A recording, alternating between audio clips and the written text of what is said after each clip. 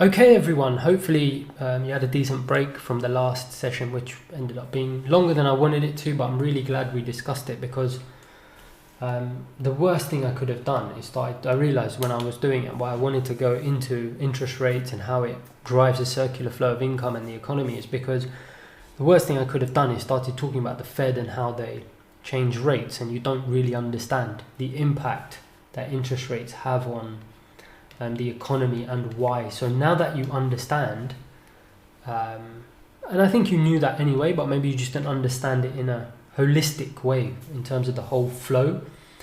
Now we can get straight into interest rates and kind of discuss how the Fed influences interest rates. Because don't forget, the Fed is not a commercial bank, right? It's not, in the UK you've got all different sorts of banks, Barclays and HSBC, and that's not the Fed, right? And same in the US. Obviously, this is the US central bank, so more relevant for the US. Citibank, and I don't know the ones in the US, Citibank and JP and whatever the big banks are in the US. That's not the Fed, right? Those are obviously banks that are available for the public to use.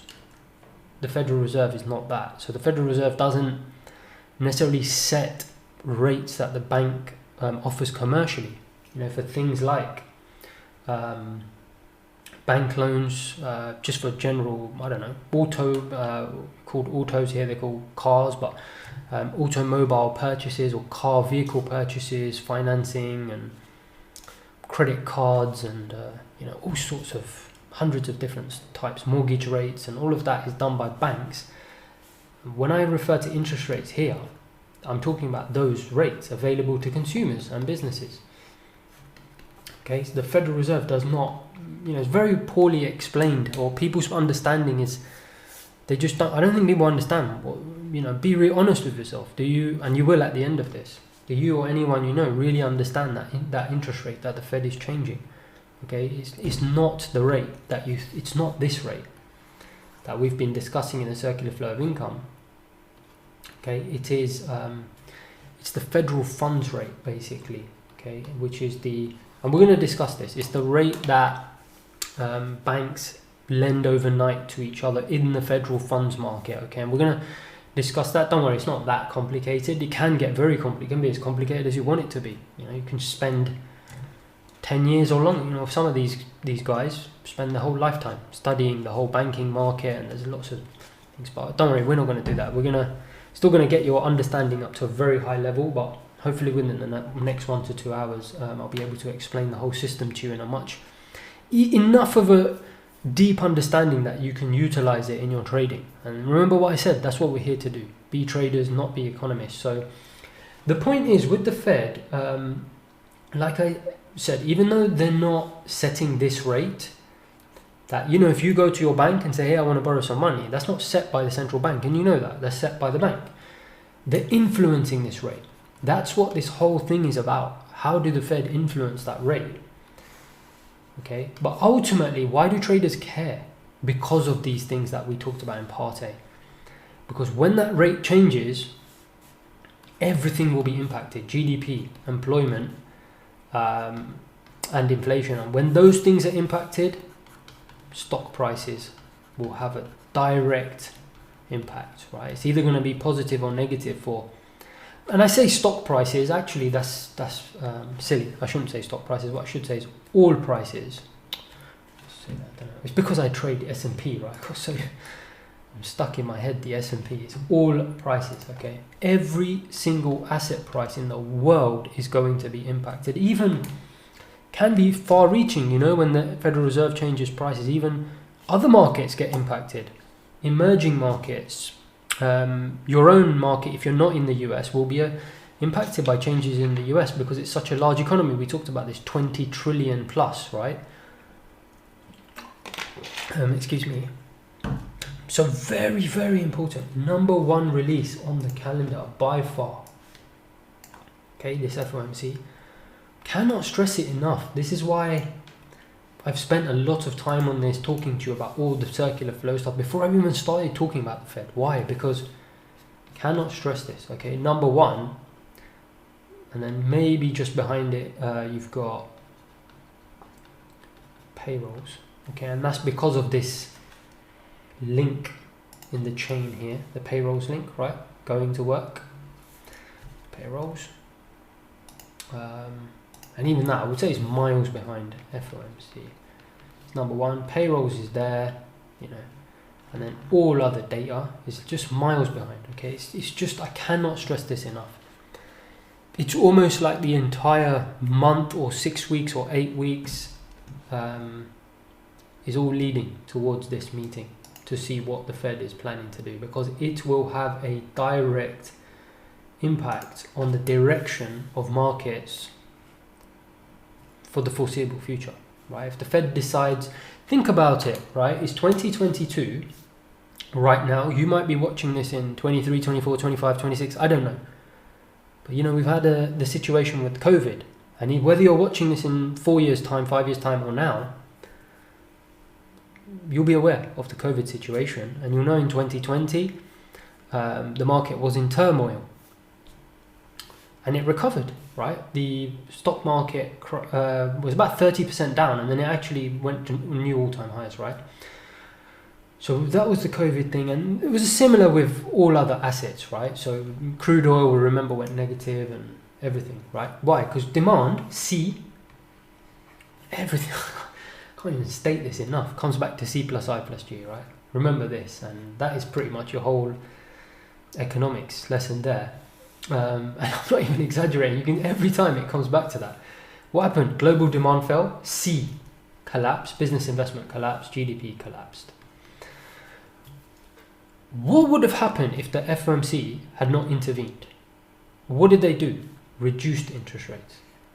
Why? Because GDP collapsed, okay? And what happens when you lower interest rates? GDP goes up. Employment, in theory, should go up, okay? Inflation, in theory, should go up. If you remember, during the COVID time, I believe prices did fall quite a lot. Did eventually come back up, and in fact too much, right? Obviously as a side effect, kind of low rates, but also supply issues and supply constraints, and like I talked about, capacity constraints can also be an issue. We've seen that during the COVID situation. That was a massive issue, capacity constraints. But coming back to the point where we had this collapse, right, during COVID, what if the Fed said, no, we're not lowering interest rates? Why should we bail the consumer or the economy out of this? You know, we're not going to pump money into the economy. What would have happened? Market would have completely tanked, right? And maybe it would have recovered eventually, or it might have just stayed around here. The Federal Reserve's direct intervention, how? Using interest rates. Doing what? Lowering them. To be fair, they were already close to zero. They obviously did push them down dramatically, not only to zero, but also started using different tools available to them and going and purchasing a lot of bonds and expanding their balance sheet. And don't worry, we're going to talk about a lot of that. Quantitative easing, right, it's called, and pumping money into the economy and all that. Basically, it all comes down to interest rates. It's lowering the cost of financing. People say, hey, they pump money into the economy, but ultimately, what were they doing? What were they trying to do? Lower interest rates at the longer term, in the longer end of the curve, right? In terms of the 10-year rate, because interest rates, they'd already put them down to zero in the front end. As you know, you must know this, right? The rate went down to 0%. You can't get it further down than that.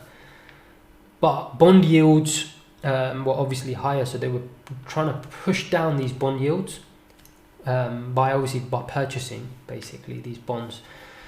Look, end of the day, the point is, don't worry about all that stuff I'm talking about. We'll cover all that. The point is, who intervened in the stock market and caused the stock market to recover? The Fed. How did they intervene? Did they just go in and say, hey, everyone, buy the stock market? Or no, they used interest rates, is the point. That's my point. It's absolutely everything, right? That impacted GDP, that impacted employment. It caused, if you look at the payrolls, go and have a look at the sheet. I don't know if you've got it going back that far, because again, it depends when you're building this. Why do you think payrolls tanked down here and then came back up again? Federal Reserve intervention. Okay, literally everything you look at here, right? CPI, you see that collapsed. Remember I said prices did go down. Federal Reserve came in, lowered interest rates. What happened? Inflation went up. Sorry, let me get rid of some of this. You see that's a bit clearer now, right? Payrolls collapsed during COVID, shot back up because the Fed intervened. CPI collapsed, shot back up because the Fed intervened. GDP collapsed, shot back up because the Fed intervened. Look at that, minus 30%. Historic collapses. Why do you think it turned around back to 33? Right? You see those things? Remember these three things we just talked about? GDP, payrolls, and inflation. Okay, I go back to here. GDP, payrolls, and inflation. Fed lowered rates. What happened? GDP recovered. Employment, payrolls went up, and inflation went up. Okay, that was the desired effect. Obviously, they got the effect. Sometimes that doesn't always happen, and that's something for the economic students to study and understand why. But for us, we just need to kind of have this broad understanding that their intention, and on this occasion, thankfully, it worked. But my point through all of this is, it's almost like the Fed was there with its magic wand, waving prices to go up. Okay, when you've got an influence like that on the markets, complete suicide to ignore that, because you see, their policy directly influenced the path of prices for the long run and beyond. Okay, it is everything. It is everything. You could almost, I've heard institutional traders describe it as much as the Fed is the market. Okay, because that is how strong their influence is on here, isn't it? The market, right? They will decide. Obviously, they don't want markets to go up too much, but they don't want them to go down either, right? So it's obviously they're trying to find a balancing act. And again, they will influence that via interest rates. Okay, and traders understand that. Okay, so when you may have heard this before, when the Fed is being aggressive or the Fed is being hawkish, right, is a name for it, which means they are leaning towards higher interest rates. Do you see that's negative for GDPs, negative typically for employment? You will see, typically, not always, typically you'll see the stock market correct. Okay, and when the Fed is quite dovish or bullish, you could say, and not aggressive on rates, don't know, there's different words for it, right? Loose policy or whatever, you hear all these different terms, then you'll tend to see the stock market go up, right? Because that encourages what? GDP to go up, people to spend more, companies to make more profit, good for the stock market, good for all markets, right? So don't forget, right, and it's important to say this, you've seen this with crypto, I've talked about it a lot, it's highly correlated to the stock market. Obviously, dollar yen is, so foreign exchange, and the Fed rate will have impacts on every single market imaginable, all markets. Okay, even crude oil, because think about it, Fed policy will determine expenditure, demand. If people are spending more, not only does GDP go up, it's going to obviously put upward pressure on the price of oil, right? Because companies need energy to produce all these goods when demand is high. So you hear about this, people will, when you're reading about crude oil and it's saying that the price went up, a lot of times they will say global demand surge. That typically tends to happen in a loose monetary policy environment where central banks are quite happy to have low rates to try and stimulate demand. And you should be an expert in this now. I know it's a little bit messy, but there is a lot going on. It's a complicated economy. You've got to accept that. Being a trader is it's a complicated job, but it doesn't need to be. Like I said, you can watch these things a few times, but I'm trying to explain to you a simple circular flow and diagram so anyone can understand. Why loose monetary policy stimulates demand. Why? Because it's cheaper for people to borrow. If it's cheaper for people to borrow, they're going to spend more. They can spend more, companies make more money, that's going to increase wages, people will spend even more, and it's a circle, right? If people are spending more, C plus I plus G goes up, GDP goes up. Why? People are demanding more stuff is being produced. What is GDP? The amount of stuff being produced, right? All roads lead back to GDP, as I said many times. So ultimately, I know that was kind of more a recap on the last section, but it's really important because I just want to hammer home to you. Just cannot stress how important understanding these guys is, the Fed, okay, and interest rates. Understanding interest rates, make sure before you go any further, you can watch this section, but before you move any further in this, or even if you want to introduce fundamentals into your trading, understand interest rates in the way I've just described. Very basic, you don't need to get too complicated, just understand interest rates and how they impact GDP, asset prices and employment, essentially. Well, more GDP and employment, as I said, and inflation. Sorry, GDP, inflation, employment, and then ultimately asset prices. And if you, I mean, you might hear people talk about things like discount rates and cash flow forecasting, and there is some of interest rates that, and I didn't really want to get into it because I don't want to confuse anyone, and I don't think it's that relevant for us because we're more interested in macro economics, right, which is the broader picture. But when people get down into nitty-gritty details, sometimes when they're trying to value a company, which ultimately a company makes up the stock market, or value the price of a bond, you know, all these things are cash flows in the future.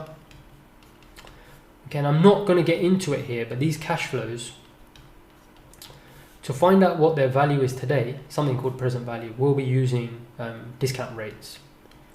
Okay, and this rate will be influenced again by the Fed. So it'll affect, PV is just the price today, so it'll affect the price of assets, right, directly via the interest rate. I mean, don't worry too much about that. I don't want to get into it because it's a whole, could build a whole course on how to value instruments and things, and if that doesn't make sense to you, honestly, just skip it. I would not waste your time on it. We're more interested in the Fed's influence on GDP, payrolls, and the things that you see on a macro basis, like I said, the broader picture. Because ultimately, you're not trading individual assets, you're trading a broader asset, right? Whether it be a currency pair, whether it be the S&P, which is a composite, whether it be crude oil, which is driven by demand, essentially. So what you need to focus on are the things that I'm teaching you, basically. GDP, employment, and inflation. That is pretty much the major things in an economy. So that leads us as to why the Fed was even set up. It was set up for those things, okay? So there is a point why I even discussed all those things with you. So what happened is, and I don't want to get too much into the history, you can Google it, the history of the Fed, and there isn't that much. To be honest, you might find some videos on YouTube and stuff, and it's worth reading, right, or watching history of the Fed. Probably do a much better job than me, because I'm not here to teach you about the history of the Fed. I'm obviously here to teach you about the current day impact. But it's nice that you understand why the Fed came about. Very important. So do Google that, history of the Fed. Probably do a much better job than I would, and they'll talk to you. It's really interesting about the banking system in the US. Even though it's one of the most sophisticated and more stable now, it wasn't always the case. You know, in the previous centuries, you know, 1500s, 1600s, 1700s, 1800s, it was a mess. It was a complete mess. You know, a lot of that's to do with the history of the US and obviously colonies and all that stuff, right? And I don't want to get into all that. It's not a history lesson. This is about trading. But the point is, it is interesting. Okay, so watch those videos and you'll see how America functioned. Well, it actually didn't function very well as an economy. There was all sorts of, it was all over the place. It was very defragmented. There were kind of local banks, but not much structure, no supervision, no regulation. I'm laughing because it comes back to the circular flow of income, right? It's kind of like you've got households, you've got these businesses, okay, you've got expenditure. This is so important because this is ultimately GDP, right? It's the growth, it's the whole being of economy, and therefore the whole standard of living for everyone, wages, right? And if you go back in time, just imagine this circular flow of income when there's no banking system, right? You've got people, there is, but it's a shoddy banking system. It's a unreliable banking system, where you've got no banking system, right? Essentially, businesses can't borrow, or they can, but the bank is just, it's almost like, you know, having to imagine knock on someone's house down your street and doing banking with them. You don't really know them, and it's kind of like trusting them. And can you see there's no real like supervision in place? You know, banks were kind of, I think I heard the term wildcat banks, and it's just horrible system in place at the time, all over the place. And obviously America's a big country, so they would have, wouldn't necessarily be a branch, it might be different banks, XYZ here and one there, and all different banks not linked to each other. And you know, if you happen to be a person there, and then you're in this little state over here, and there's just bank there, and then you're in this state, and you happen to be dealing with this bank here, and you're in this state, and they're not even banks. I don't even know what to call them. They're more like I said, people's houses. Or I mean, it really was that bad, the banking system. It was kind of so disorganized. It was almost like walking into a pub, right, where you drink alcohol, walking into there and just doing your banking with the bartender and just saying, hey, you know, do you mind lending me some money, and I promise to pay you back. Or he'll say, yeah, don't worry, you can give me your savings, and I promise I'll keep them safe for you behind the bar. It was that bad. Like I said, watch YouTube. There's a lot of interesting videos on there about this that I've watched in the past, just when I was bored. Probably have quite a sad life to be watching those things, but I remember watching them in the past, and they do a much better job of explaining how the banking system came about in the modern world, from the need to just fix this situation, this problem of basically not having a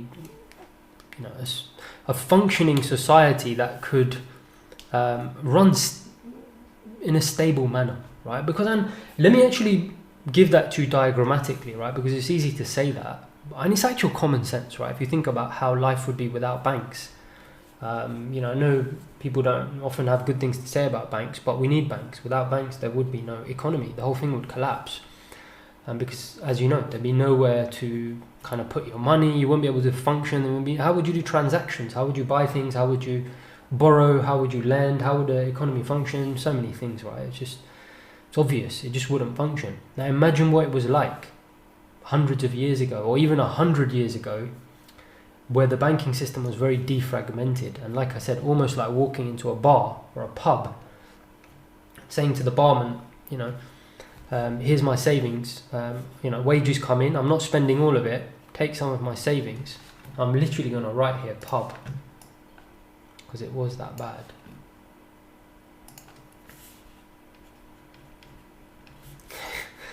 And there's the barman, and you say to him, here's my savings, and then he starts lending them to other people, right? So they can go and buy their stuff or whatever, lending.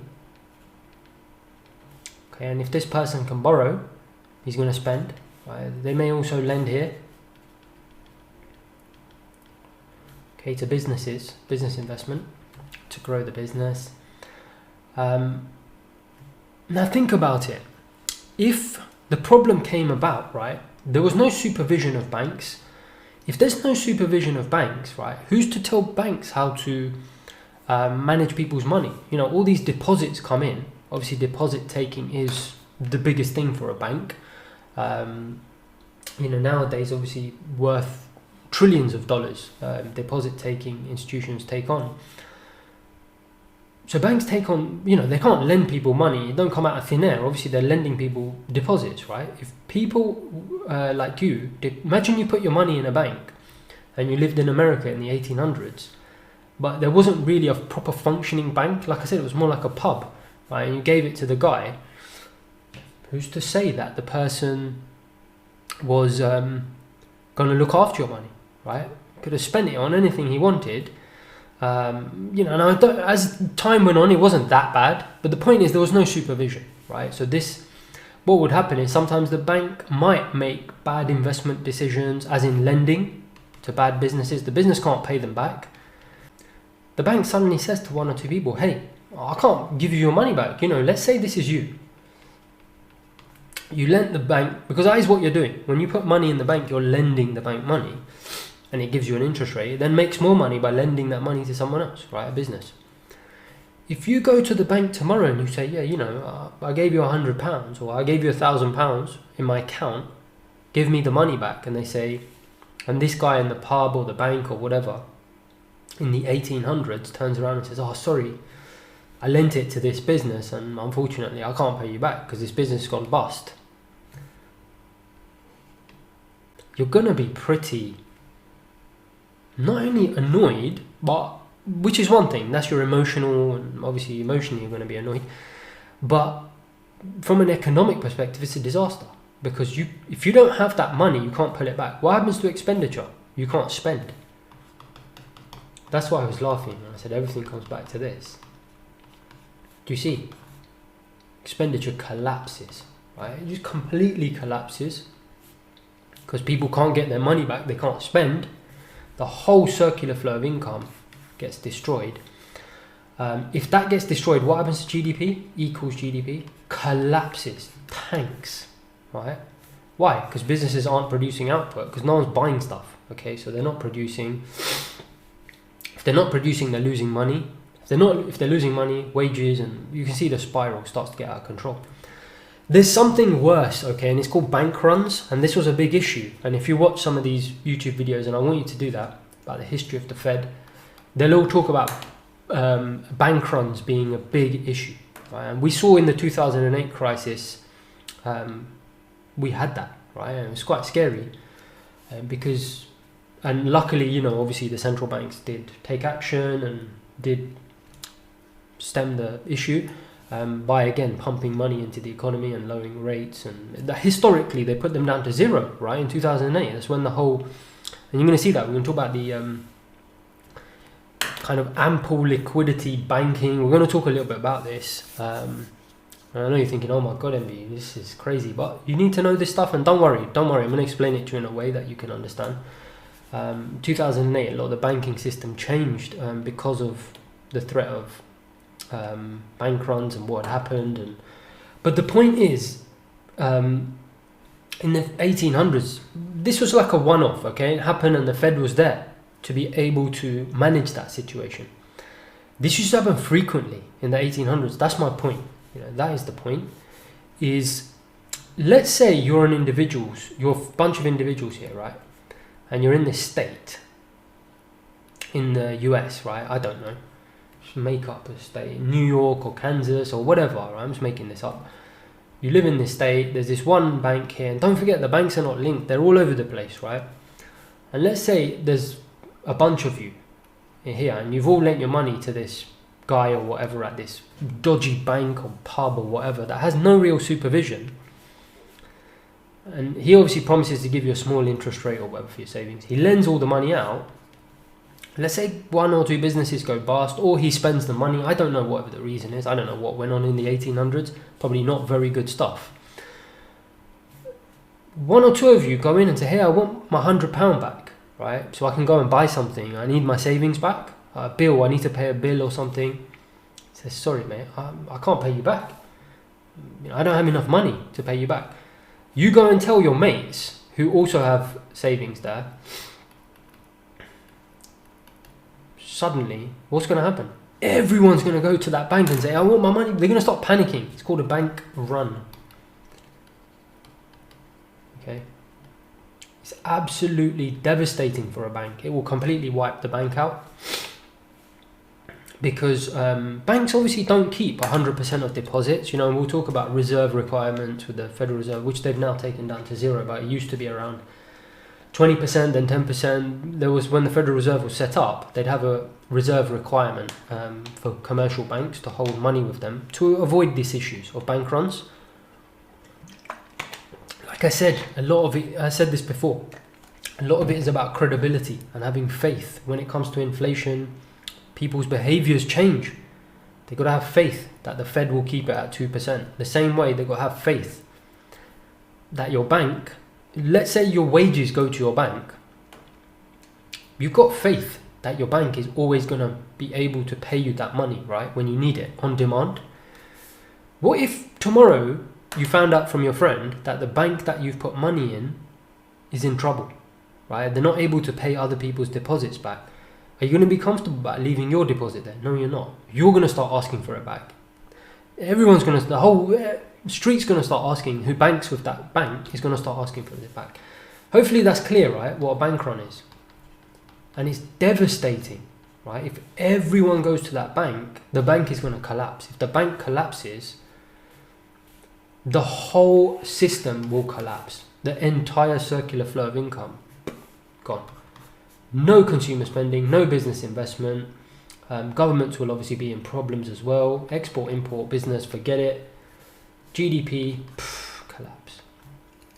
So this is what was happening in the 1800s and before as well. Obviously before that, I don't even know what there was. I don't even know there was any, even this basic banking system. But what was happening is banks were either mismanaging money, or there was a lot of panic and communication was poor and rumours, and this bloke would tell that bloke, hey, I went to this bank in the local town and they couldn't pay my money back, you better go and pull your money out. And then this person talks to this person, and before you know it, the whole town's running to the bank or the pub or whatever and saying, I want my money, I want my money. The whole banking system collapses. They can't lend to businesses. Businesses can't invest. There's no business investment. People are losing their money. They got nothing to spend. The expenditure part, and this is messy, but I've taught you this in a clean way, so that's why I'm keeping it a bit messy. The expenditure, this, remember, C. How can you spend? If your entire money in the bank, you think about it, put yourself in this guy's position in the 1800s, your entire life savings is in a bank. Imagine the bank went bust tomorrow. Are you going to go and spend money? No. What's going to happen? That's you. You're spending. C, going to collapse. GDP is going to completely tank. Can you see? This was happening with so much regularity in the US and probably everywhere around the world. GDP, right? It was all over the place. It was all over the place, right? Inflation, all over the place. So obviously Congress at the time, I think it was around the 1900s, decided, okay, something needs to change here. We need to have a proper banking system, right? We can't keep having these bank runs, and every time we have a bank run, people's lives are devastated and GDP collapses, and then we got to build things back up, and then it collapses. We have another bank run because banks are off doing their own thing. They're all over the place. They're not connected. There's no supervision. It's all over the place, right? You cannot function as a society like that. So in around the 1900s, I believe it was 1913, Congress set up the Federal Reserve System, so the Fed. Okay, so they passed an act. Again, I'm not an economics or history teacher. You can go, I want you to go and research this. But it will be quite I've found anyway, I think it'll be quite confusing. So best place really to start, let me show you. So you've got let me just load it up. Right, so you've got the calendar. Okay, don't worry, we're going to do a lot of this together, but I don't want you to take my word for anything. I want you to look into this stuff yourself. It's very important, very, very important. Okay, it's almost like when you're taking trading decisions, you need to have the confidence that what you're doing is makes sense. So don't just take my word for it. We will go through it, but I want you, when you go through it, the reason I like to teach you as well, so you can see a lot of this stuff, because it might, and I don't mean this in a patronizing way, it probably will be quite confusing, because the Fed has a 200-page document. So it's here, okay, and a lot of it is quite confusing, to be honest. So it's better that I explain. And look, you're paying me for a course, and that's what you're doing, and I want to deliver. So let me explain it to you and do my job.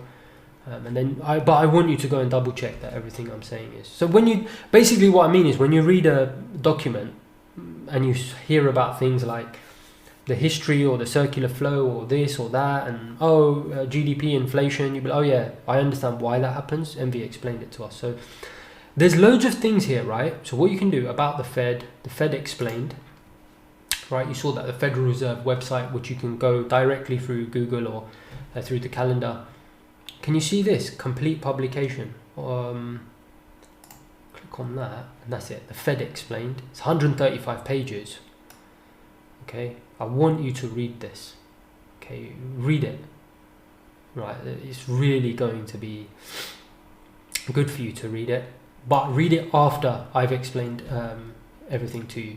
I'm going to try and summarize these 135 pages to you, and I think it's going to be very helpful for us to go through it together. But then I want you to read this because it's really going to help you understand the Fed and solidify all the things that I'm telling you. And I think I wouldn't normally say it to read that much, but because it's the number one, I mentioned it, right? Do you remember I said it's the number one thing?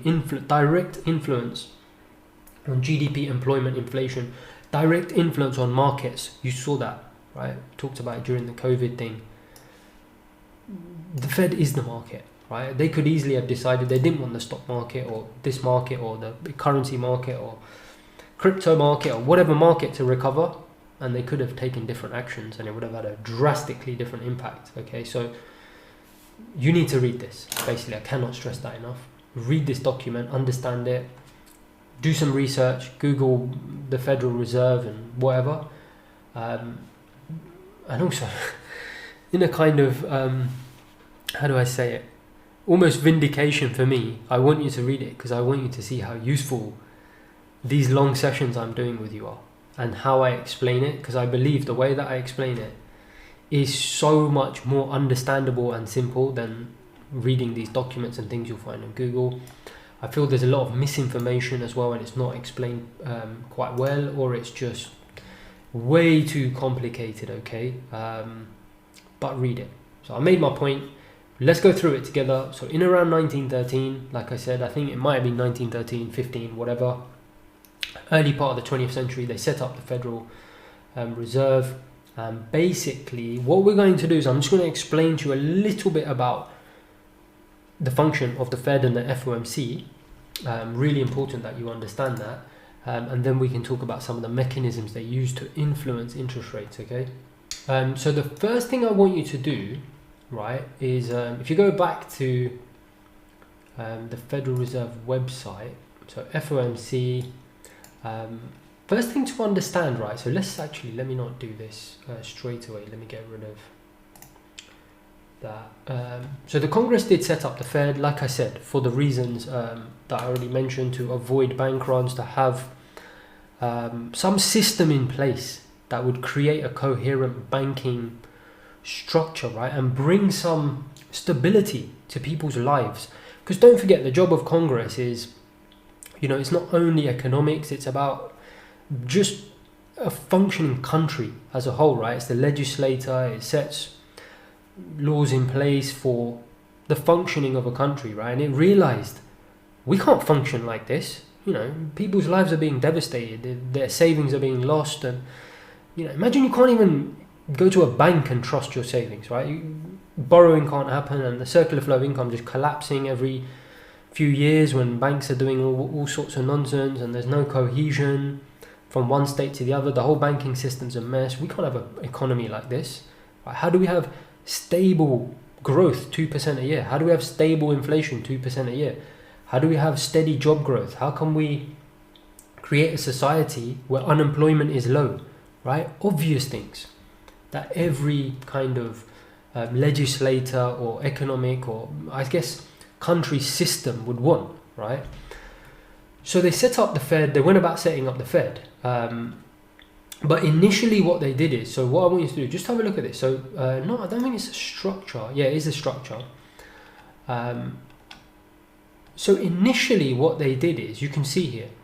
So can you see here, it says, in establishing the Federal Reserve System, right? So can you see here, the Federal Reserve System? So Congress,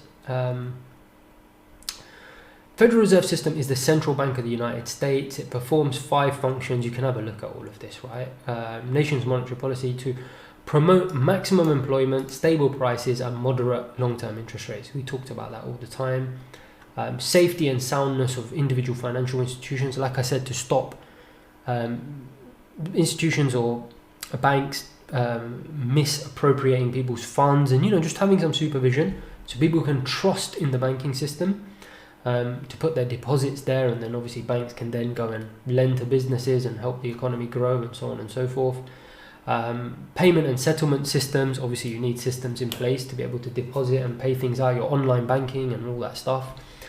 And then consumer protection, community development, all sorts of I guess general things to just promote well-being within the community and economy. So all pretty obvious stuff why they would set up a Federal Reserve System. Okay, the point I want to make is initially when they set it up, so in establishing the Federal Reserve System, the United States was divided geographically into 12 districts. Okay, and the reason I'm mentioning this is because they still exist today. You might hear this a lot when people talk about the Fed. They'll say the Kansas Fed, the Atlanta Fed, Dallas Fed, the New York Fed. Basically, what it is all these regions have reserve banks. Okay, so and that's what I'm going to describe to you when I do the whole thing, and you can do your research on this as well. But the Fed, which you hear about, the Fed, okay, they can't control the whole country. It's very difficult for them to enforce monetary policy everywhere. So what they do is they have 12 banks, federal banks, underneath them. Okay, you can always think of them as 12 mini feds. Can you see them here? Okay. Atlanta, Chicago, St. Louis, Minneapolis, Kansas, Dallas, San Francisco. Okay. And then obviously the board, right, that will sit there, the Federal Reserve Board, which we're going to discuss in a second. But point is, that's how they've set it up. Initially, when they set it up, they split it out into, and I think it's how the regions were. It's not necessarily done by state or anything. It's just how the regions were in 1913. But my point is that the Fed is actually not responsible for the country as a whole. It is, but it's more responsible for giving guidance to the 12 mini Feds underneath it. So each federal bank within these regions will supervise and make sure that, open market operations or whatever needs to be done to make sure that if the federal funds rate needs to be at 0.25% or deposit rate or reserve requirements, or, all these things that all the banks locally, so you'll have, all the commercial banks, thousands of commercial banks, can be supervised and managed and regulated, and and obviously the money market operations and bond operations and all this other stuff that they do. Does that make sense, right? Because think about it. It'd be very difficult for the Fed, if it was just one bank, to then go and supervise this whole piece as one go. It'd be very difficult, right? So what they do is they have different reserve banks, basically. Federal Reserve Banks, they're called, the Fed. So the main Fed, right, so there is one big Federal Reserve, and then it will have these 12 underneath them here, split into that, okay? Which means it makes supervision much easier, and they can, Boston Federal Reserve can take care of Boston, New York Fed can take care of Fed, Philadelphia can take care of Philadelphia, and then all of these will report back into the Fed. But ultimately, the Fed will be the one making the interest rate decisions, policy decisions, framework decisions, things to make sure that the goals that Congress set it, price stability and maximum employment, all of that is met. That will be done by the Fed. And then, like I said, the actual policy enactment and forcing those interest rate decisions to feed through the economy are done by the local Federal Reserve banks, and also the operations as well, the day-to-day operations in the markets that the Federal Reserve does obviously interact in. So that's what I wanted to mention. And actually, just one final thing, and you might hear about this if you study enough outside, when you go and do your own study, is this was also set up this way because initially, because there wasn't so much in terms of, I don't know, technology, and transport was very basic in those days. So a lot of these kind of areas within the US were very separate. They were still very separate, almost like little countries. So what a lot of these areas were hesitant to do is they didn't want to link up and have one interest rate or one set of rules. So initially they were separate anyway. It kind of made more sense to have mini Federal Reserve banks who would be responsible for their own kind of rates. And this part of the country might say, I don't want the same rate as this part, and we've got different things going on. And obviously now that's not the case. Things have become much more harmonized, and I think it does actually say it somewhere here. I'd read it. Look here. As originally envisaged, each of the 12 reserve banks was intended to operate independently from the other. So they were independent, as I said. For whatever reasons, they didn't want to have, how it is, people don't like to be told what to do. So, the local regions wanted to set their own kind of policies. However, so you see here, the setting of a separately determined discount rate appropriate to each district was considered the most important tool of monetary policy at the time. The concept of national economic policy making, i.e. what the FOMC does, was not well developed, and same as impact of open market operations, which we're going to see as a tool the Fed used quite heavily until recently to influence the federal funds rate, which is the interest rate you hear about, 0.25, 1%. Fed just raised interest rates, right, and all of that. They used the open market operations until, I believe, 2008, and actually 2020, when COVID came about, and they removed the reserve requirements for banks. A lot of this might not make sense to you, but we're going to discuss it. And that all changed. I think it's written here about technology, or you can have a read of it anyway. It's quite interesting. Here you can see it here. As the nation's economy became more integrated through advances in technology, communications, transport, and financial services, the effective conduct of monetary policy began to require collaboration and coordination. That was accomplished in part through the revisions in the Federal Reserve Act 33 and 35, and created the modern day FOMC. And that's how the FOMC came about. Was then the FOMC, essentially became like a overseer and of rates throughout the whole country, whereas before it was set individually. You'd have a discount rate set individually. Now, as we know, the FOMC obviously sets one rate, the federal funds rate. So it is all harmonized, and that's how the FOMC came about. I just wanted to mention that to you, because it is important when I just describe the structure to you.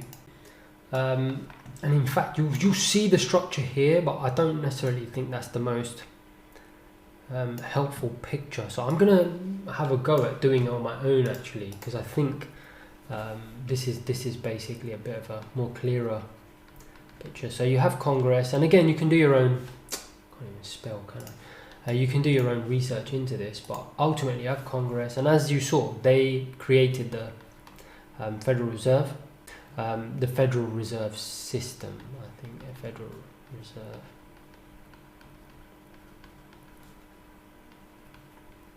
System, or the Fed. Okay, it's basically the central bank. Okay, the US central bank.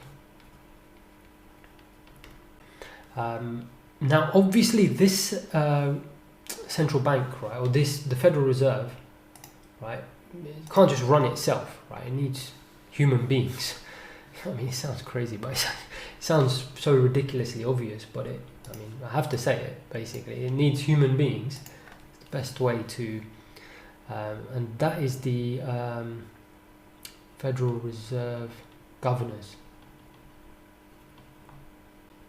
So let's draw that, Federal Reserve. Okay, governors. It's like a board, basically. Board of governors, I should say, board. of Governors. Okay, and that is 7. So 7 members, including chairman. Okay, so and at the moment that's Powell, Jerome Powell. So I don't know who it is. When you go and watch this, it could be someone else. Okay, and those members are picked by the president.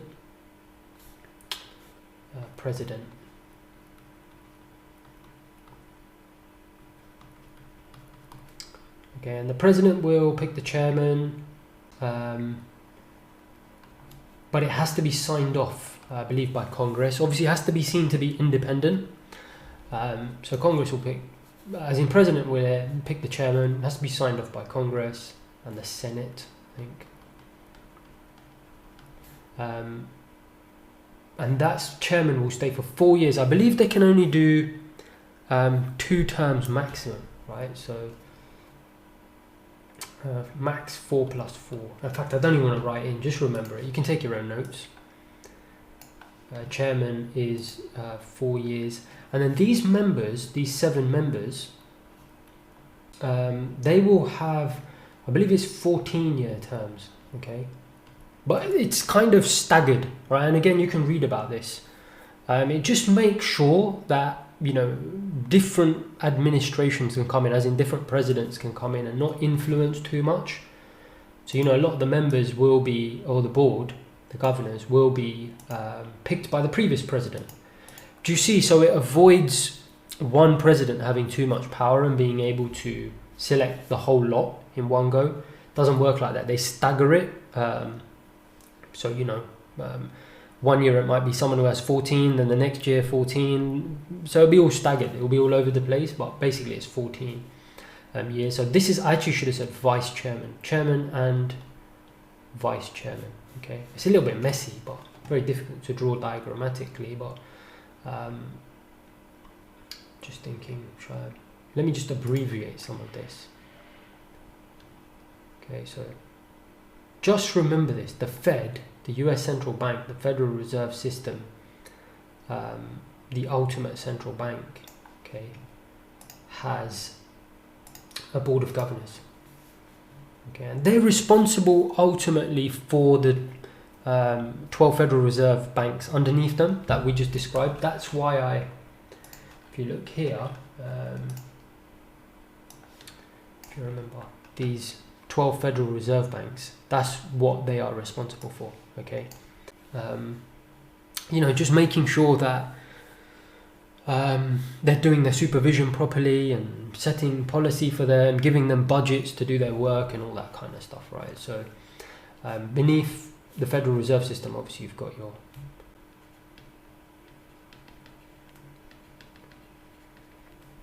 say 12 Federal Reserve banks, okay? So just remember, this is the Federal Reserve Board of Governors, okay, that manage that. So that's 5 people on a 14-year term, okay, and 2 on 4-year terms, okay. President and vice, or chairman and vice chairman. Sorry, not president. What am I talking about? Chairman and vice chairman. So, you know, Jerome Powell and Yellen and all these people we hear about, right? That's the chairman. And you'll see why this is important. Chairman and vice chairman, okay? And these are just governors, basically. So 5 plus 2 equals 7, right? And that's the number of years their terms are, to make sure they're independent and can be kept through different administrations. A lot of the governors will be there for a longer period of time. I think they're only allowed to serve 1 term of 14 years maximum, then they're out. And these are 4 years each. Then the point is, you've then got the 12 Federal Reserve banks underneath. And the best way to think of this, right, is the reason I'm drawing all this, because I want you to see how the FOMC comes about. I know there's a lot of things going on here, but it's really important, because like I said, the lack of understanding is unbelievable about the FOMC, and it's the most important thing that influences market, and yet people want to be traders. I mean, it's a complete joke, to be honest. It's important to understand this, and you will understand it. Okay, so just stick with me. The FOMC, okay, is basically, how is the FOMC made up? Okay, so the FOMC is these 7 people. Okay, the Federal Open Market Committee. Okay, it has 12 members in total.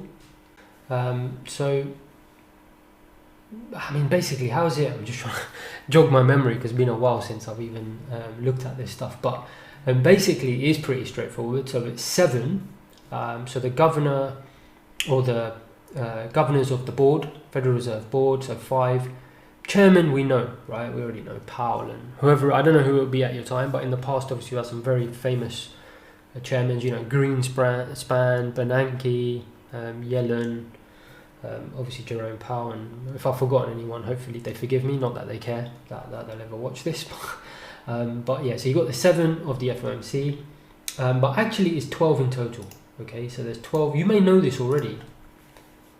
So the FOMC, so what is the FOMC? Obviously it's a committee set up, as I said, in 1933, because initially you had what? If you think about it, do you remember we were talking about this, about the Federal Reserve System? You had, everything was done separately. They all had their own discount rates that they set locally to try and influence the region's GDP, I guess you could say. Now that everything is so interconnected and done as one, the Congress set up in 1933, the FOMC, and said, hey, we don't want these Federal Reserve Banks setting their own rate here, this guy sets his own rate here. No, we want it all done together. To do that, let's set up one committee to do that, basically to control monetary policy. So that's what the FOMC does. But what is it? Just one guy? As in, is it just the chairman? No, it's 12 people. Okay. Voting rights. Okay, and they vote. They'll vote on, whether they want rates to go up, whether they want rates to go down. So you'll have 7. So how are those 12 people made up? So like I said, you've got 7, and in fact I should say this. So oh god, did I get rid of it? No, I didn't. You've got 7. You've got 12 voting rights. What that means is they will be voting for a majority decision, right? So they'll put it to a vote. Should rates go up, down, whatever, how much, and all of that, and they'll take a vote on it, and then obviously the majority decision will be what happens. They'll obviously have a discussion over it, and we know that happens in the where's it gone, the calendar? Don't seem to be able to find it. Just give me 1 second. This calendar, right? You can see the FOMC meeting, right? Why do you think it's 2 days? Over 2 days? They'll all sit around the table, they'll have a chat, decide what they should do, have a discussion, and then take a vote on it. Hopefully they generally they do tend to agree. Obviously sometimes there'll be some dissension, I think they call it, but generally they do agree. But point is, these 7, how do they all get made up so it's fairly balanced? Well, like I said, the 12. 7 come from the Federal Reserve Board of Governors. What about the other 5? So that's where the Federal Reserve banks come in. Okay, so what happens is, out of the Federal Reserve banks, the Federal Reserve, and I don't know if I'm doing the acronym correct, but the Federal Reserve Bank of New York has a permanent Bank of New York.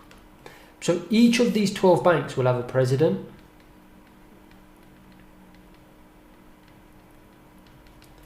Okay, so 1, 2, 3, 12. Okay, and I'm not going to write all the names, but you see but you can take notes on this. You can take notes on this. See if I can find that. Yeah, so as we said, these Federal Reserve banks, right, 12 of them, they'll all have a president each, obviously running them. So to make sure they also have kind of some say in the matter, albeit there's only 5 seats left. 4 from here. I'm just doing a different pen.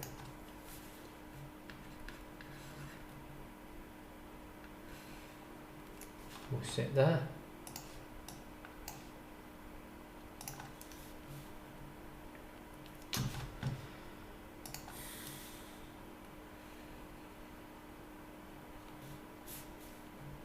Okay.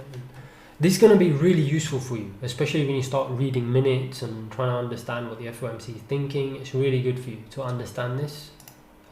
You won't need to, just bear with it now, because you won't have to do this ever again. Once you understand it once, it'll just be incredible. Your understanding of how the FOMC works, and obviously very, very important. Let's make sure I'm not blocking anything yet. Looks right. Okay, so that's 11, and then this Federal Reserve Bank of New York has a permanency. Okay. This is changed. So this is I've put here 14. This is every year that person changes. They rotate them, and then this is permanent. So P, permanent. Okay. So let's put that person in there.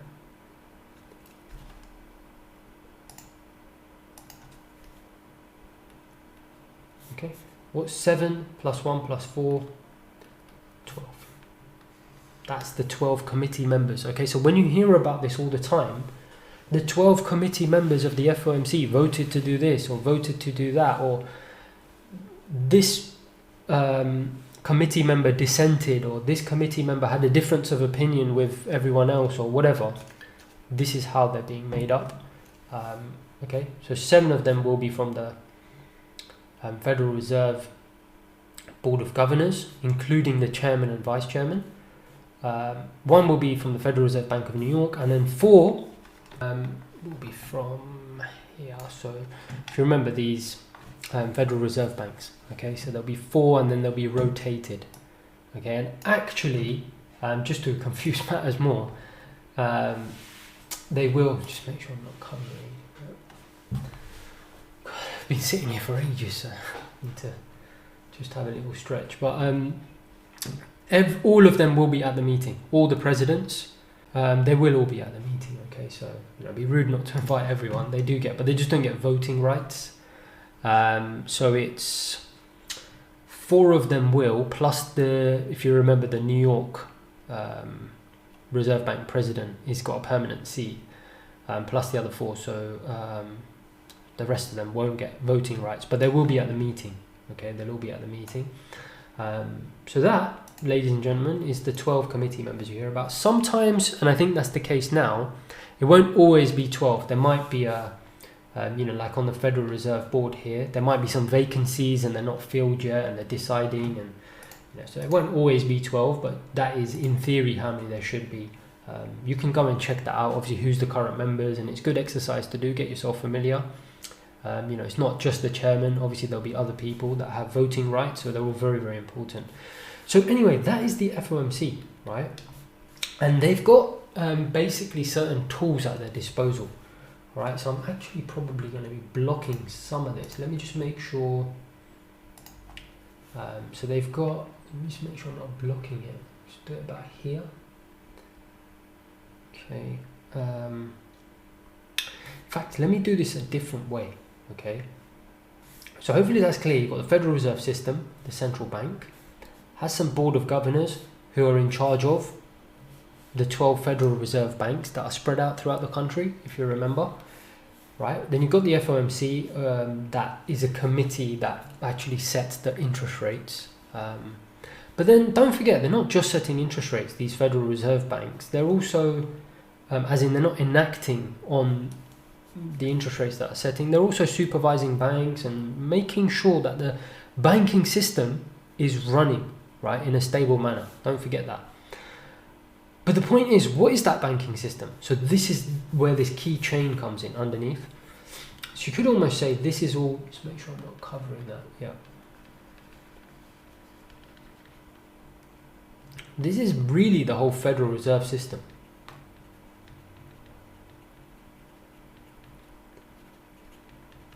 Okay, everything above this line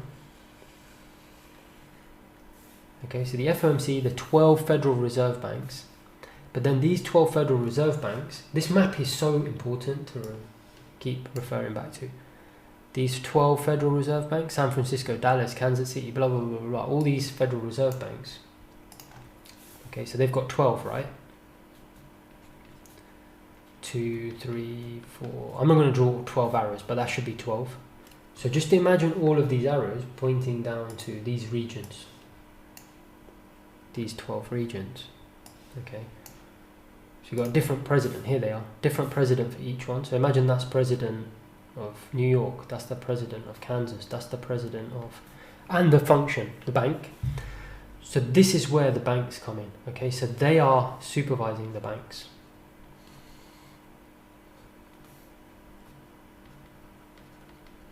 Okay, I don't know. You can check this. I don't. Again, forgive me. You know, I'm not an economics teacher, so I don't really remember this. But I think it's around 6,000. It might even be more. Banks, commercial and private banks. You know, all the banks, all different types of banks. Basically, they'll be supervising them. Okay, making sure they're following the rules, making sure they're not doing anything silly, making sure that they're following the reserve requirements that are set by the Federal Reserve, by the Fed, which we'll talk about in a second. You know, making sure that the policy that the Fed set is being enacted and pushed upon banks. You know, obviously if the Fed wants interest rates to go up, like I said, it's not the rate in that circular flow of income, right? With the households and businesses. Okay, that rate that we borrow at, okay, and these businesses borrowing for B, for borrowing, and savings goes the other way. That borrowing is done by these banks. So these banks will have their own interest rate. Do you agree? Okay, and that is where, in fact, what I should have done, let me do it here. This is where the circular flow of income comes in, okay? Here. I've never seen it, like I said, I've said this a few times, but it's true. I've never seen it explained like this. If you understand it like this, I think it's the best way to really wrap your head around it. And the banks will then be savings,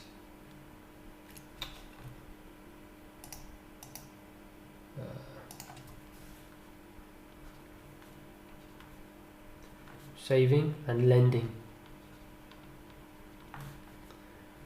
Okay, and this is the circular flow of income here. Households and businesses.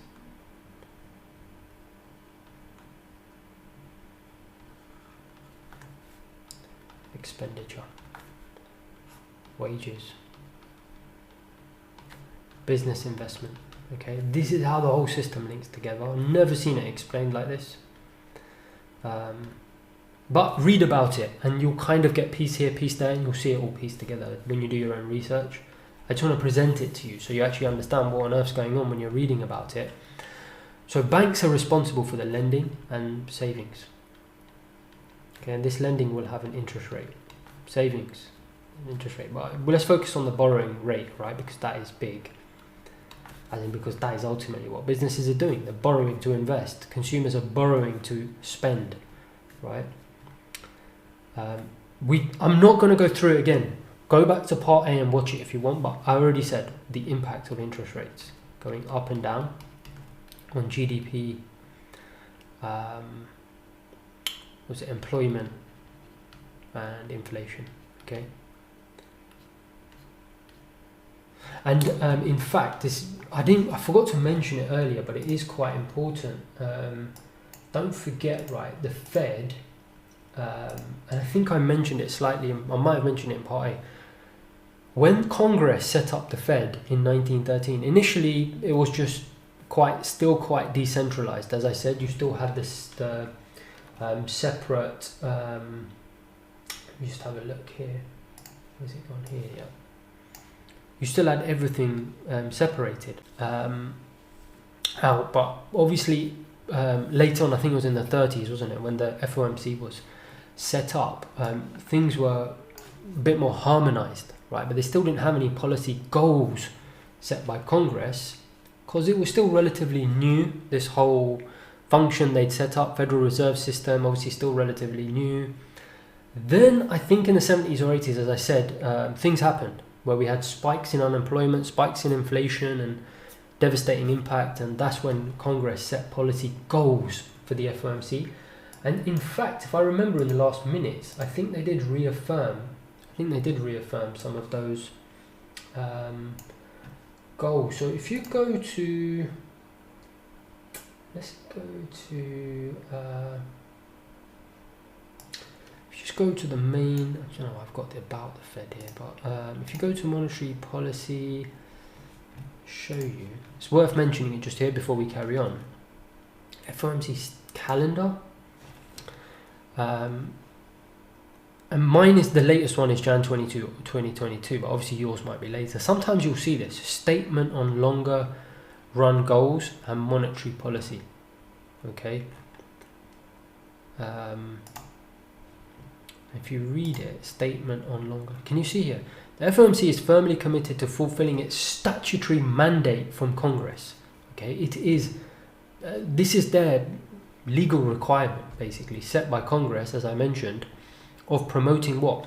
Maximum employment, stable prices, and moderate long-term interest rates. Okay, so really important you understand that it is enshrined within their whole, I don't know what you want to call it, but basically it's their policy goals. That is why the FOMC exists, and that is their job.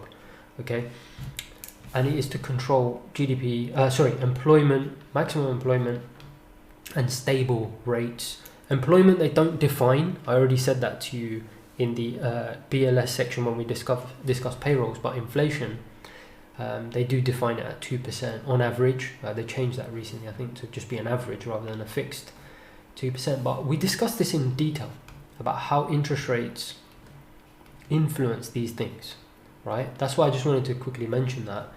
The influence is directly employment, inflation, and GDP. By influencing this circular flow of income. Now, the whole point of this, right, and why I went over it last time and why I'm not repeating it again, because you already know now, you're experts in why they need to influence interest rates, because interest rates will directly impact the circular flow of income. The problem the Fed have is this interest rate that we talked about for like an hour and a half in part A. That is not their interest rate, right? That's not the Federal Reserve's interest rate. That's this interest rate. Commercial, private banks. There'll be lots of different types of banks in the US, obviously, but generally speaking, it will be the commercial banks that people go and borrow money from, right? Businesses and consumers go to the bank. You go to your bank, right, and borrow money. You don't go to the Fed, right? You don't go to your central bank. You go to these banks. This interest rate is a different interest rate, but it's made up of a base interest rate. Okay, so it's made up of a base plus a premium.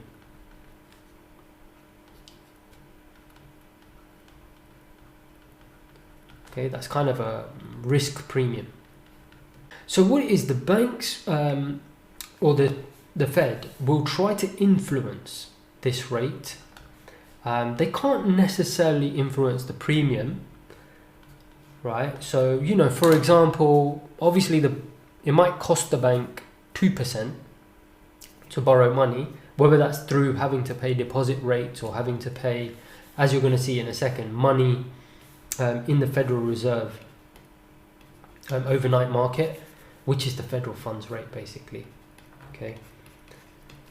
Depends on that. There'll be some sort of blended rate that they will. Don't really need to get into all of this, but kind of just understand it generally, that the bank will have a cost of borrowing money, right, themselves.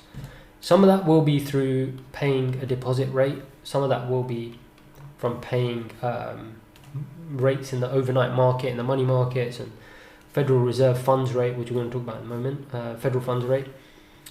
that it could be kind of seen as the cost, the base cost of their money.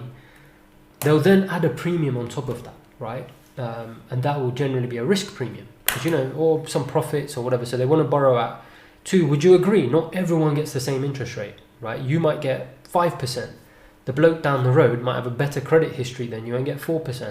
The other person down the road might have a terrible credit history and have to pay 10%. If you borrow a credit card, it's 30%. If you borrow mortgages, it might be slightly. Do you see? It's a different rate. But interest rates can be different. But what they're trying to do is they're trying to influence this. The base kind of cost for banks to borrow, because if that goes up, then all the other rates are going to go up. Do you see that, right?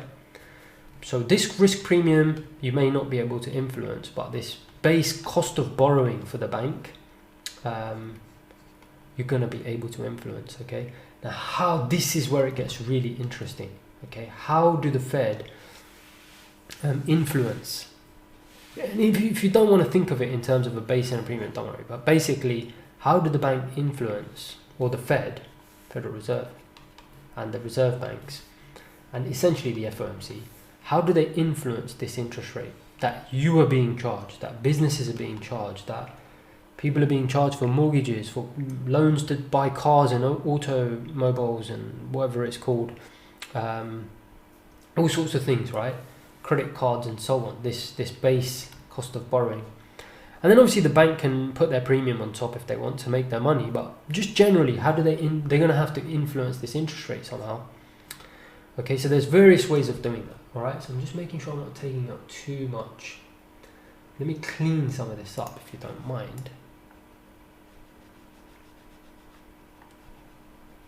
Okay, and this is where I think there's a lack of understanding when it comes to, you know, why it matters. Well, how does the Fed interest rate go up, and what is it, and all sorts. And that's what they're doing.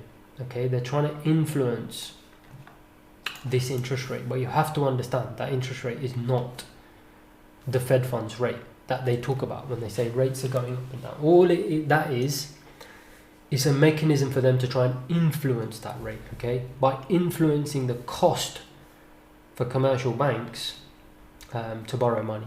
And there'll be other ways as well. So what they've got is they've got 3 main tools. They've got reserve, and again, I want you to do your own research on this. I think a lot of it is in that 150-page booklet that I've given you homework to do, but basically you've got reserve requirements, and I'm not going to go into massive detail about this, but enough so that you understand it.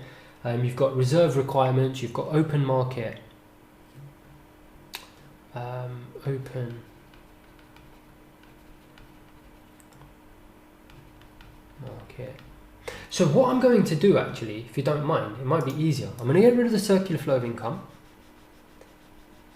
Okay, because you're experts in that now. You can see why, how this whole system works, right? And I'm going to show you. It's going to be easier if I get rid of, just make sure it's recording. Yeah, let's get paranoid about that. I'm going to show you how this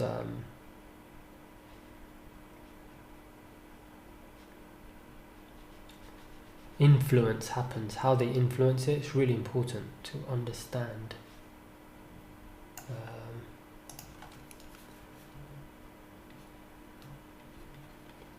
Commercial, private banks.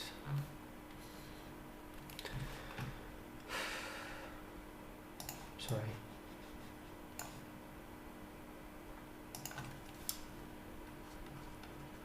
Commercial. It makes sense why I'm doing this, why I've changed it.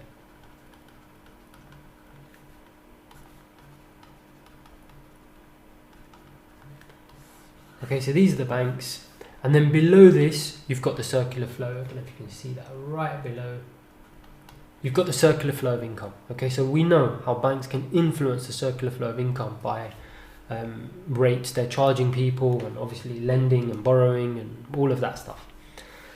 They use an interest rate, right? Banks. That rate will be different for different products, of course. Mortgages and whatever, different people with different credit histories and credit cards and all sorts, but generally there will be a base cost to the bank of that money that they're lending out.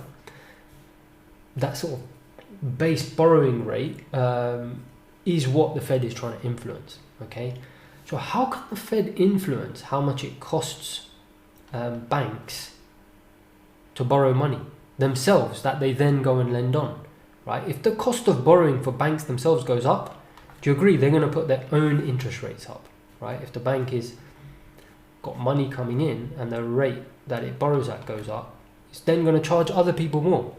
So what the Fed needs to do is somehow influence how much it costs the bank to borrow money. Okay, and that is where a lot of their work comes in, which I'm going to explain to you. So they've got various tools. You're going to read about this, and I want you to do your own research. I've mentioned that many times. So you've got the reserve requirements. So basically 3 policy tools to influence interest rates in the wider economy. You've got 3 policy tools, okay? Reserve requirements. Okay, you're going to read about this. If you do your research, as I've asked you to, you'll hear about 3 policy tools. So reserve requirements, but I'm going to try and explain them to you because I think they're explained in a very complex way, and I'm going to try and break them down for you. So you've got reserve requirements, something called OMO, so open market operations. Okay, open market operations, and you've got discount rate.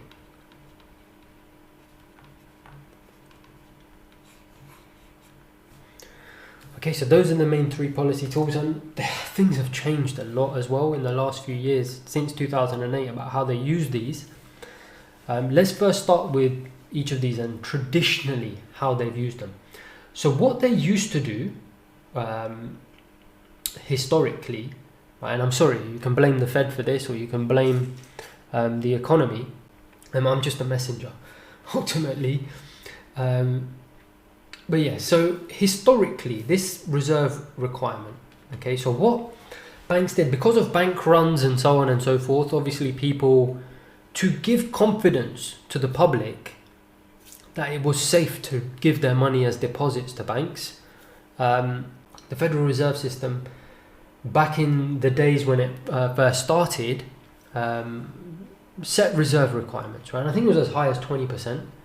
So what they would say to banks is, hey, you got 10 million in deposits, you got to hold 2 million with us at the federal. And that's why they have these Federal Reserve banks, right? Because literally these commercial banks will have an account at their local, so we've got them here. Keep going back to this, but it's quite useful to see it. I think I've lost it, but it's that about the Fed structure of the Federal Reserve System. It's that, isn't it? You know, the countries, basically, the regions, sorry, those regions. So each commercial bank will have an account with its local Federal Reserve Bank, these 12, and they have to deposit. So can you see why the Fed has these 12 underneath them? To help them manage this process, right? Otherwise, the Fed would have to manage the entire country's deposits and it would be a mess. So they've split it out into all these Federal Reserve banks. So it would be the case, you have to put, say, 2 million, and there would be no interest rate paid on that. Okay, so the Fed wouldn't pay any money on that. And what happened is, because of that, think about it, to do business as a bank, right, you have to give the Federal Reserve some of your deposits to make sure that, obviously, if there's a problem, you can pay your customers out. And there's a good reason for having to give a deposit, or put a deposit. It's called a reserve requirement. There's no interest rate paid on that, right? Now, if you're a bank, put yourself in the position of a bank, right? Your money's tied up with the Federal Reserve. If they say to you, hey, you need to give us 20%, and we're not giving you no interest on that, are you going to want to put more than 20%? No. You can't put less because it's a legal requirement. Why would you put more? You're not getting any interest on it. You're going to be desperate to minimize the amount of money that you put with the Fed, right? You're going to want to keep it at 20%. And they did drop it. I think they dropped it in the 80s to about 10%. Okay, so let's say it's 10%. Doesn't matter, 10, 20%, it's irrelevant. It's 10% is the reserve requirement. Okay, so what banks did or do, and it has changed. It's a bit annoyingly for me because I'm going to have to explain it all to you, but it's fine, it is what it is. This has changed now. They've actually got rid of the reserve requirement. I think in 2020, just around the COVID crisis, they got rid of the reserve requirement because they wanted to obviously try and pump more liquidity into the economy, right? As you saw, to help the economy recover. So they got rid of this reserve requirement. They made it zero. And they said to banks, no, just don't give us anything. Just lend it out, help the economy recover. So they did cut it. But what it means is that the way they influence interest rates has changed now. And unfortunately for me, I'm going to have to explain that to you. But previous to that, and especially before 2008, this was a big thing, right? The reserve requirements was a big thing. After 2008 is where it kind of slightly changed. I'm only saying all of this because when you're doing your research, you need to be a little bit careful. There's a lot of misinformation out there. A lot of the textbooks are wrong. They describe the way that the federal funds rate that you hear about, the one that's set, that you see on your economic calendar. I haven't got it up, but the 0.25 or the 1, or I don't know what rate it will be when you actually watch this course. But that rate is influenced in different ways now. We're going to talk about it in a moment. Historically, what they did, so let me just talk pre 2008 in particular. The way it was done is, so they would have this reserve requirement, and what that meant is for banks to be legal basically and meet their regulatory obligations, they had to put these deposits in. Okay, now obviously they didn't want to put more, right? But what would happen if you think about a bank, right? It's doing all sorts of transactions every day. It's making loans. It's money's coming in every single day. It's impossible for the bank to keep it at 10%. Sometimes it's going to be above 10%. The kind of money on the side. They don't want to keep 90% because, hey, they want to lend it all out. They want to make money, right? So obviously the majority of the deposits or whatever it is the bank is holding money, it wants to put it out to work. Whether it invests in, and we know banks have big, functions doing all sorts of different things. So whether it's investing in this or here or there or lending or whatever it's doing, it wants to put that money to work. It wants as little as possible to be held in reserve. Obviously, it will be holding some because obviously, people will want to withdraw their money and, they need to have some day-to-day liquidity. But the point is that it's going to fluctuate the bank's balances every day. But the reserves that they keep with the Fed, right, it's going to be fluctuating all over the place. But they want to try and keep it as close to 10% as possible. Why? Because anything above 10%, they're not earning any interest on. On the 10%, they're not earning any interest anyway. But that money, they're not earning any interest, right? If it was up to them, they wouldn't give any money to the Fed because they're getting 0% interest. Right? Pretty crappy business, right? To give your money to someone and get 0%. They just have this regulatory obligation to give 10%, right? Because that's the reserve requirement set by the Federal Reserve. And once that 10% is met, if anything above that, they just have a surplus cash, right? So they want to somehow do something with that money that they've got deposited at the Fed. And what a lot of these guys will do, because these are day-to-day, a lot of fluctuations happening, there will be some banks, okay, out there who at the end of the day, potentially, maybe because of business they've done throughout the day, can't meet this 10% obligation. So what they will do, and that's nothing to panic about, what banks will do is they will borrow from each other, okay? And one facility to do that, which is very popular, is using the federal funds market, okay? And that is where that rate you see, a lot of people don't quite understand this. You can see why I've had to go through this because it's very important you're doing. I'm just bringing it up on my... If you notice on your calendar, right, can you see the rate that comes out at the FOMC statement? It's the federal funds rate, okay? Okay, interest rate at which depository institutions lend balances held at the Federal Reserves to other depository institutions. Okay, do you see what I'm getting at now? It's basically the money that these banks have deposited at the Federal Reserve banks, okay, federal funds, to meet their reserve requirements. What happens is sometimes if they have a surplus of funds, rather than just earning 0% on it, they might as well lend it to another bank, okay, and earn some money on it, and lend it to another bank who doesn't have enough to meet their reserve requirements. Okay, so can you see that here?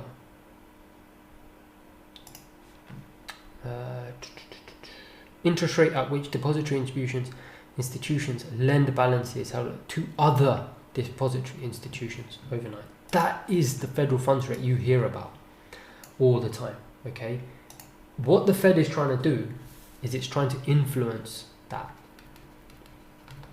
Okay, so that banks, so let's say you've got bank A and you've got bank B. Okay, they've got 12% and they've got 8%. I'm talking drastically here, okay?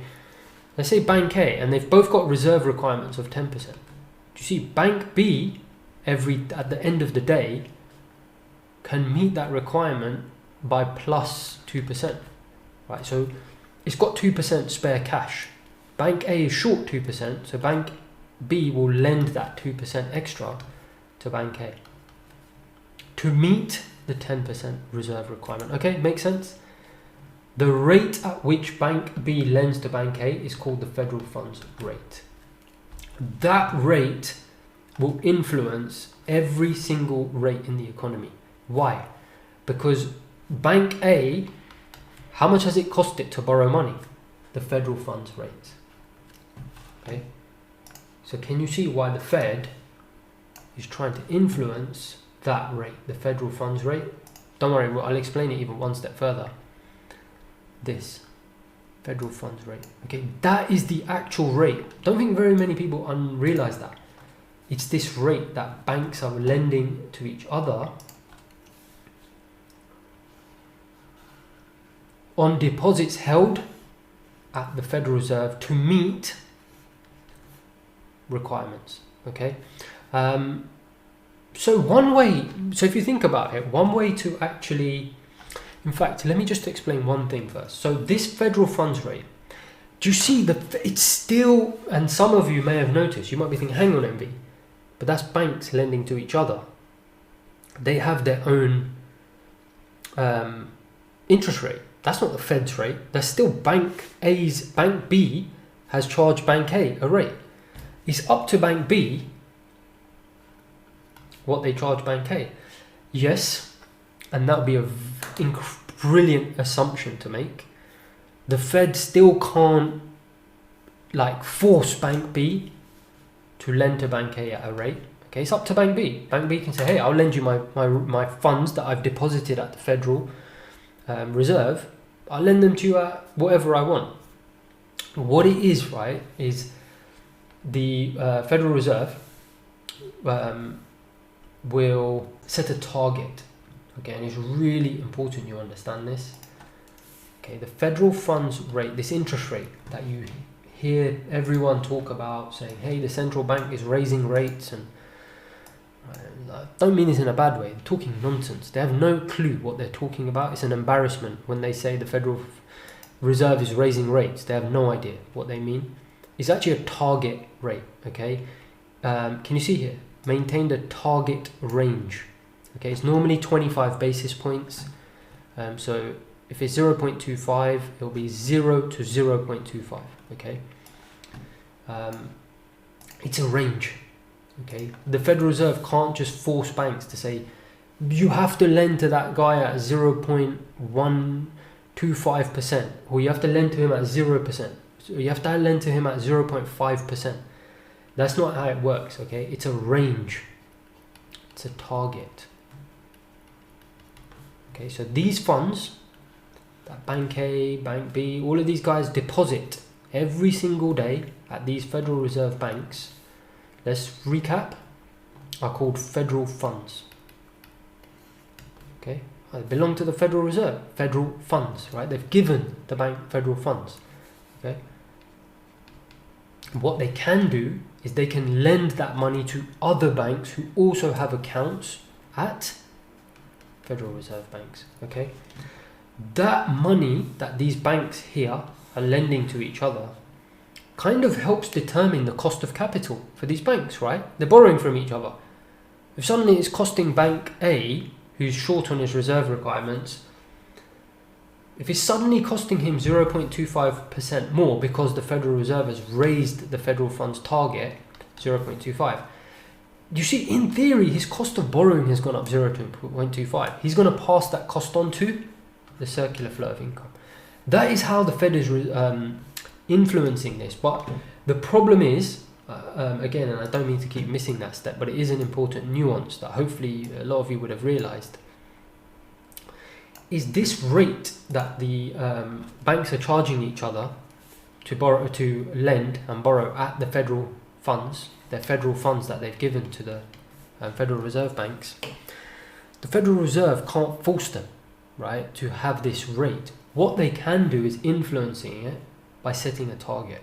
So the FOMC meets 8 times a year, and they set a target for this federal funds rate that banks are lending to each other. So what they'll say to them is, right, this is our target, 0 to 0.25%.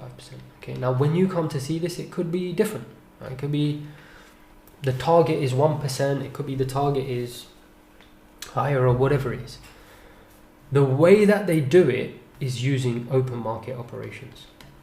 Okay, so each Federal Reserve Bank, what they will do is they will pump liquidity into the open marketplace to influence that rate, and it works the other way as well, so probably not the best example to give, so let me clarify that.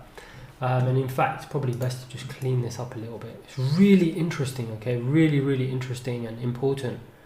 And once you've just kind of understood it, you only need to really watch this once or twice and then you'll get it, so don't worry too much.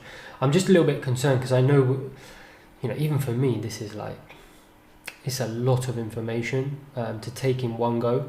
I did not learn this stuff over one time. It took me a long time to really understand this, so don't be too hard on yourself. Or maybe I'm talking rubbish, maybe you understand this and it's easy, but if it isn't, don't worry, go through it a few times and it will click. So let's start again. Okay, so you've got these banks. The best way to think of this, right, is these banks have got an account at the Federal Reserve Bank. Okay, so Bank A, Bank B, these banks here, commercial banks, okay? Bank B, and obviously there'll be thousands of them, but just to keep it simple, let's just imagine there's 2 of them. Right, they've got a bank account there, okay? Remember they've got reserve requirements, I said, of 10%, for example. Okay, so at the end of the day, and in fact, whether they've got reserve requirements or not, they can borrow and lend to each other at the federal funds rate, okay? On these funds, why is it called the federal funds rate? Because they're federal funds. They sit where? In the bank accounts they've got with the Federal Reserve, right? So it's the federal funds, basically.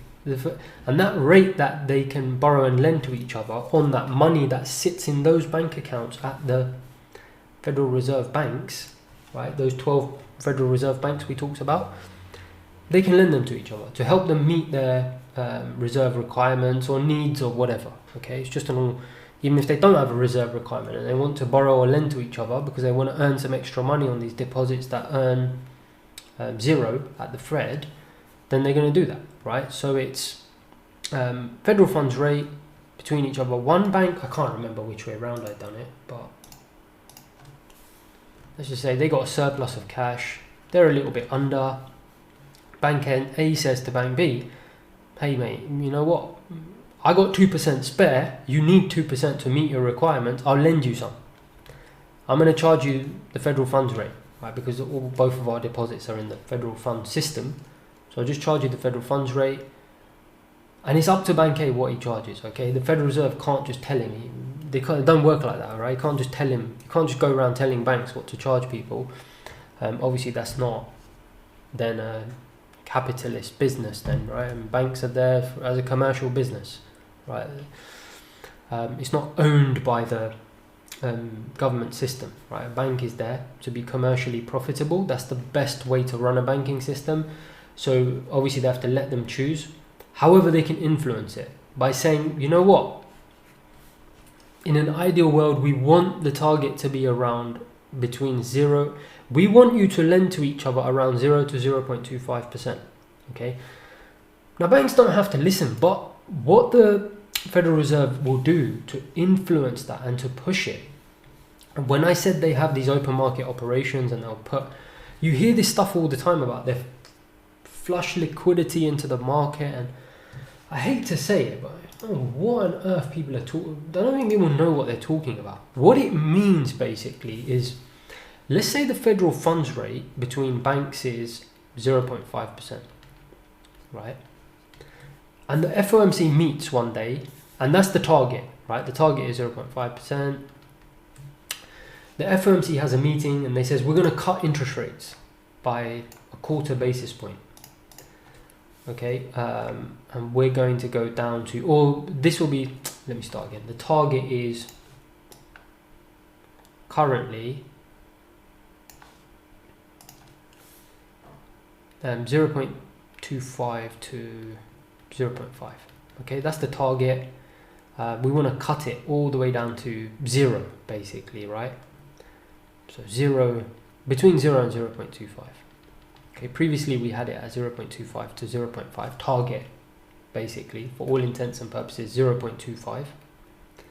We now want to cut to 0, okay, and it could be anything really, but this target range, we want to reduce it, okay, and Bank A and B, before the FOMC met, were trading in this range, between 0.25 and 0.5, okay.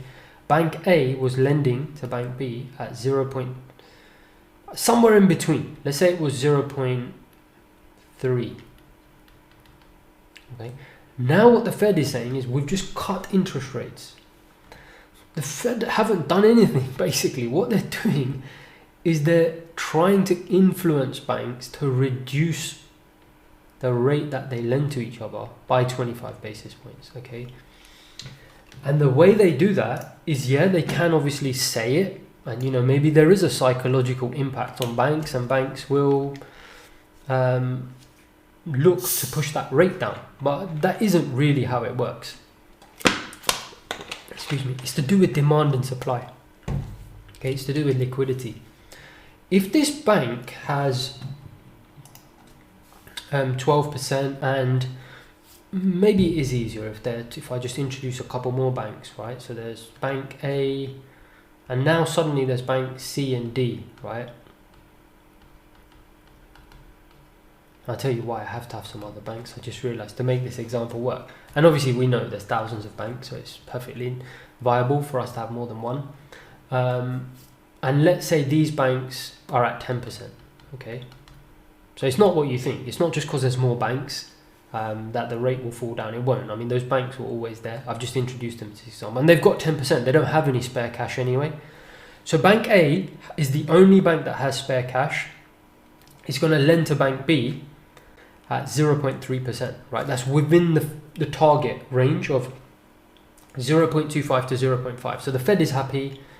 The cost of borrowing for this bank and for most banks in the Federal Reserve market is 0.3%. Remember I said the base and then a risk premium? So everyone's happy, you know, they kind of know, all right, it's costing me 0.3% on my money. I'm going to charge the consumer, and we know banks make a lot of profit. I'm going to charge the consumer whatever I charge, a few percent to lend money to him. Suddenly the Federal Reserve pushes the rate down by 25 basis points, right? And I know it's a little bit confusing, but it is a range, okay? But if you think about it, they've pushed the whole range down. So in theory, let's say they want the 0.3 average to go down to about 0.1, right? Which is about 0.25%, just above 0.25%. Basically, they want that federal funds rate to go down. They want Bank B, they want Bank A to lend funds to Bank B, or they want Bank B to be able to borrow at a cheaper rate. How can they force Bank A to lend at a cheaper rate in the federal funds market? Because obviously they can't just tell it. They can't just tell Bank A. So that's how open market operations work, okay? I know it's a bit of a long-winded example, but it's just not really explained anywhere. I couldn't find anything, and I don't think you'll be able to find anything that explains it like this, and that's why I'm taking some time, so forgive me for the length, and believe me, it's tiring for me as well, and I'm very hungry, but we go on, because it is very, very interesting.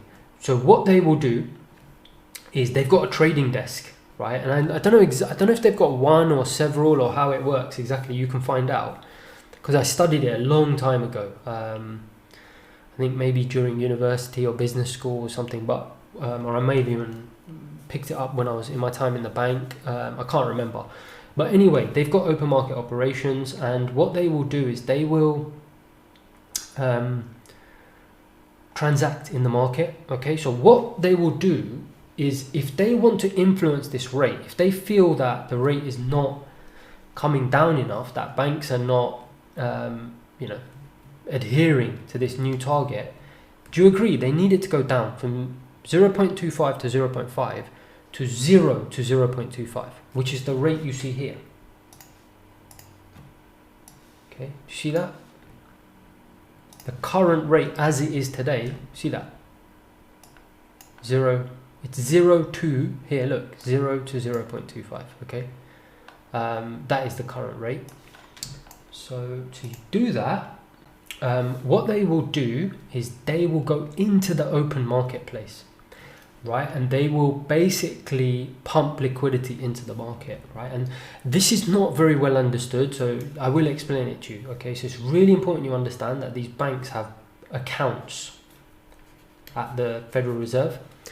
Because what they will do, right, they'll put out tenders or whatever, and it depends obviously if they're trying to lower or increase the rates. They'll do it one way or the other. But what they will do, right, is they will go, and if they're trying to influence this rate to come down, they're going to go and buy. There's not much space here, is there? They're going to buy securities. Okay, buy securities, so money market instruments, short-term bonds, or whatever you want to call them. And basically what that does is, so how it works, right, is these securities, right, these fixed income securities, short-term securities will be held. Could be Bank A, Bank B, Bank C, Bank D, could have these securities, right? And the Fed will put out bids, right? And those bids will be met, and they'll buy these securities from these banks, okay? And when the banks sell them the securities, what happens? The Fed has to pay them money. What it does is it credits these accounts. And this is the thing, it's not very well understood. I don't think I've read this anywhere. I don't think it's explained anywhere. I've never heard anyone be able to explain this to me, but obviously I know this, just aware of it from time in the bank and stuff, of how this stuff works. But so what they'll do is the Fed will credit the bank account of these banks. Okay, they'll buy their securities, basically. They'll buy their bonds, they'll buy their short-term instruments using open market operations. Okay, and you see what that does?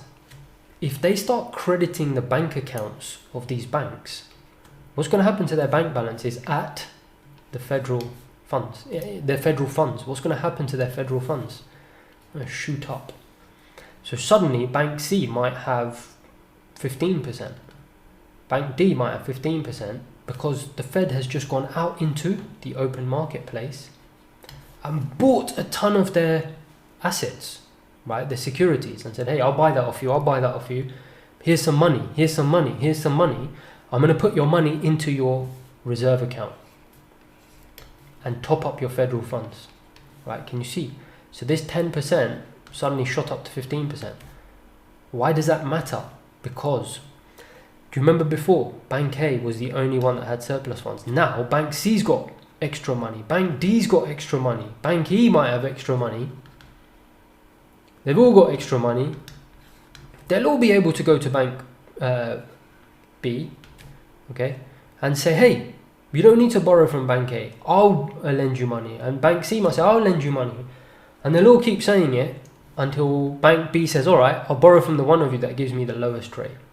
Do you see how liquidity pushes interest rates down? So what happens is that supply and demand of liquidity pushes down the federal funds rate, the rate that banks lend to each other. All right, so watch that over a few times. If you didn't understand it, rewind it if you need to. Just make sure it's being recorded. It'd be a big problem if it wasn't. You'd have nothing to rewind. That is essentially one very little understood thing that people just don't understand, how the Fed actually influences interest rates. And it's actually changed, unfortunately. The whole thing has changed, right? Those changes will, historically, what used to happen is because banks didn't have that much in reserve in their federal funds, small changes in open market operations would have a big influence on the interest rate. I just want to make sure that you've understood that. Okay, so let's go through it one more time. Okay, so what happens if the Fed decides they want to lower interest rates, right? What they're actually trying to do is reduce the cost of money it is for banks to get their hands on cash. Okay, and typically banks have various ways of getting hold of cash, obviously deposits, but a different source of funds for banks is to borrow from each other. Okay, so one of the ways they do that is in the federal funds market, by lending and borrowing each other's deposits at the Fed. Okay, and the way that the Fed used to force that to happen is by having these reserve requirements, right? So the banks would have to have funds, federal funds at the bank, which they would have to lend to each other, which had a rate attached to it. So basically it forced the bank to be influenced in their lending decisions, because obviously the bank suddenly had to take into account, hey, it was costing me XYZ federal funds rate to borrow money, so I need to factor that into my lending costs. So that's how they would influence it. In terms of actually changing the Fed funds rate, like I said, they can't just force the bank to do it, so they would influence that by pumping liquidity. And the way they would do that is by buying securities, okay? Buying. Again, think about it. Your Bank A, Bank C, your Bank D. Bank B's got a shortage of funds, right? We said only 8%. But the Fed comes into the open marketplace and says, hey, we're willing to buy securities from you, as in buy your bonds, buy your short-term instruments, and we'll pay you whatever it is, and put the bids out. They'll put bids out into the marketplace, and some of these banks say, hey, great price, I'll take that. Banks are just going to hand over the Fed securities for free, right? Obviously the Fed needs to pay them. The Fed will give them cash. That cash is not given in paper cash, right? It's put into their bank account at the bank account they hold at the Federal Reserve. So suddenly these bank balances, start to go way above the reserve requirement. Okay, so suddenly banks have got a lot of money they're willing to lend to each other. It's going to push down the interest rate that they're willing to lend to each other. Okay, makes the marketplace more competitive. That is how the Fed influences and exerts pressure on the federal funds rate, the rate that banks lend to each other, to go down. If they do that, it becomes cheaper for banks to borrow. If it becomes cheaper for banks to borrow from each other, they never pass it on to us, do they? But in theory, they should pass that on to us. So the interest rate that we talked about in the circular flow of income will also go down. But to be fair, there's another thing as well. It also gives banks more access to liquidity, right? If the Fed is buying up securities and obviously pumping this liquidity into the bank's bank accounts, which it is, this bank account that keeps circling here, these are bank accounts that these commercial banks and private banks hold at the Federal Reserve, if they're pumping cash into these bank accounts, if the bank's bank balances go up, they can lend more money out, right, into the economy. And that again is going to help interest rates fall, right? It works the other way as well. If the Federal Reserve wants to increase interest rates, they want to make it more expensive because they don't want the banks to be as aggressive maybe with their lending. They'll do the opposite, okay? So they will sell securities into the marketplace. If they sell securities at an attractive rate, what are the banks going to do? Yeah, I want it, I want it, I want it. But to do that, you have to give them cash, okay? So this time, instead of the Fed putting money into these bank accounts and increasing these reserve ratios, it's happening the other way. The banks here, the commercial banks, are now having to pay the Fed to buy those securities that the securities are selling using open market operations. That has the effect of reducing their bank balances. They've got less money now to lend each other in the federal funds market. What's that going to do? It's going to make it more expensive. The rate's going to go up, which is what the Fed wants, right? You know, if they say the Federal Reserve have just met and they've raised interest rates 50 basis points, 25 basis points, can you see? And I hate to say it's true, and hopefully you've made it this far and not fallen asleep. But the truth is, it's a complete embarrassment that you've got people out there talking about this. In fact, it really is it's embarrassing. You've got people out there talking about this stuff. Do you think they understand that this is what's going on? They haven't got the foggiest, right? It's a complete embarrassment.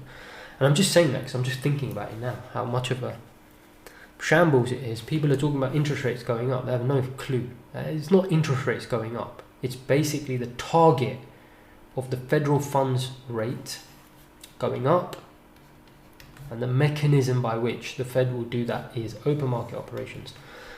Now, before we end, unfortunately, I hate to say it, oh, by the way, I completely forgot about this discount rate, okay? The discount rate is the rate that the Fed will lend directly to banks. Okay, I know it's a bit of a mess, but I've got limited space here.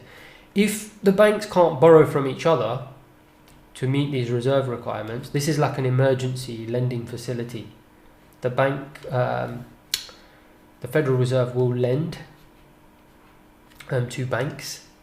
They will set that discount rate as close to federal funds rate. Obviously, that will influence federal funds as well, because for arbitrage reasons, if you think about it, a bank would ideally, obviously, want to borrow from the Fed if the rate was cheaper to borrow than from borrowing from another bank. Okay, but it's not an effective tool. Okay, I would forget about this. The reason is there is a stigma attached to it. Banks will I think it was something like, I think the last time I was checking, I can't remember the size of the federal funds market. It's hundreds of billions, if not more. I think the discount rate market was peanuts, and the reason is banks don't want to use this facility. They don't want to be seen as borrowing money from the Fed, because it's often a sign that they're in trouble. So this is not a very effective tool for the Federal Reserve. They've always used typically. So what they've done is either historically, obviously they've changed the reserve requirements. You know, if you shift up reserve requirements, think about it. If the bank says, hey, you need to give me more money to do your business, as in instead of 10%, I want 20%, that's obviously going to have an impact on the economy, because the bank then has less money to lend. But they can't keep changing that reserve requirements. It's not practical to do that. It's not an effective way of doing it. Be all over the place, right? You know, this month I want 10%, next month I want 20%. It won't work. So they have this target rate. So that's how they do it, influenced using open market operations. And I've explained the whole picture to you there, how they do that. Unfortunately, and I'm going to get rid of all of that. I know I've told you all of that, but they don't function in that way anymore. Okay, because what happens, right, and I know this might seem a little bit complicated, okay, but there is a paper on this that I found, but I don't know, and don't get me wrong, I'm not trying to patronize anyone, but it is quite complex. Okay, not complex, but it can take a little bit of going over about a few times before you really understand it. If you go to economic research and you search, where is the search function? Or you click on, where is it? Fed notes. View all Fed notes. Search all working papers. This took me ages to find. I was looking for this earlier actually, just on some of this stuff. So if you go search all working papers and it's ample reserves, that's it. And you click on that, you see this paper here, the Fed implementing monetary policy in an ample reserves regime. Have a read of this, see if you can understand it. I know it's a little bit technical, and some of you may understand it better than me, I don't know, but it is a little bit technical. The problem is, okay, the Fed has changed the way it does things. There's a reason for that. So you can have a read of this if you want. I've showed you where to find it. It's the Fed's ample reserves regime. So what's actually happened is they no longer have a reserve requirement ratio. So the reserve requirement has been slashed. Okay, it used to be 10%. They've now made it 0 in COVID. So what and actually in 2008 was when this really changed. When, during the housing crisis, they decided to pump a lot of money into the economy. You can actually see that. Don't know where on earth to find it. In fact, here you go. So let me show you how I found. Let me just search for it. So if you go into Google and search for Federal Reserve balance sheet, it comes up with this. I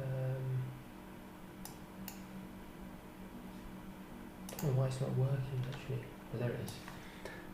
Can you see that? So Federal Reserve balance sheet, right? I just googled it. I don't know where it is on the website. I can't seem to find it. I seem to have to refresh it. There you go. Can you see that Federal Reserve balance sheet has ballooned, right, since 2008? Doesn't seem to go back further than that, unfortunately. I think there are some charts. See here.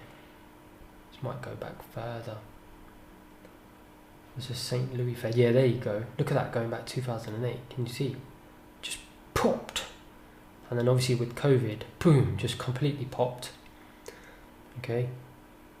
So what this is, do you remember the thing we talked about, the reserve requirements, which required banks to hold reserves at the Fed? Okay, well what the Fed basically did is they pumped so much liquidity, as in they bought so many. Do you remember what happens when they buy assets for banks or buy securities? Right, they deposit cash. Remember that? So the bank will, that's the Fed, and we know it's the 12 underneath, but let's just say it's directly with the Fed. You've got bank here, A, bank B. If the bank sells, these banks have bank accounts at the Fed. If the Fed sells, if the Fed purchases, right? If the Fed purchases securities, let's look at it this way.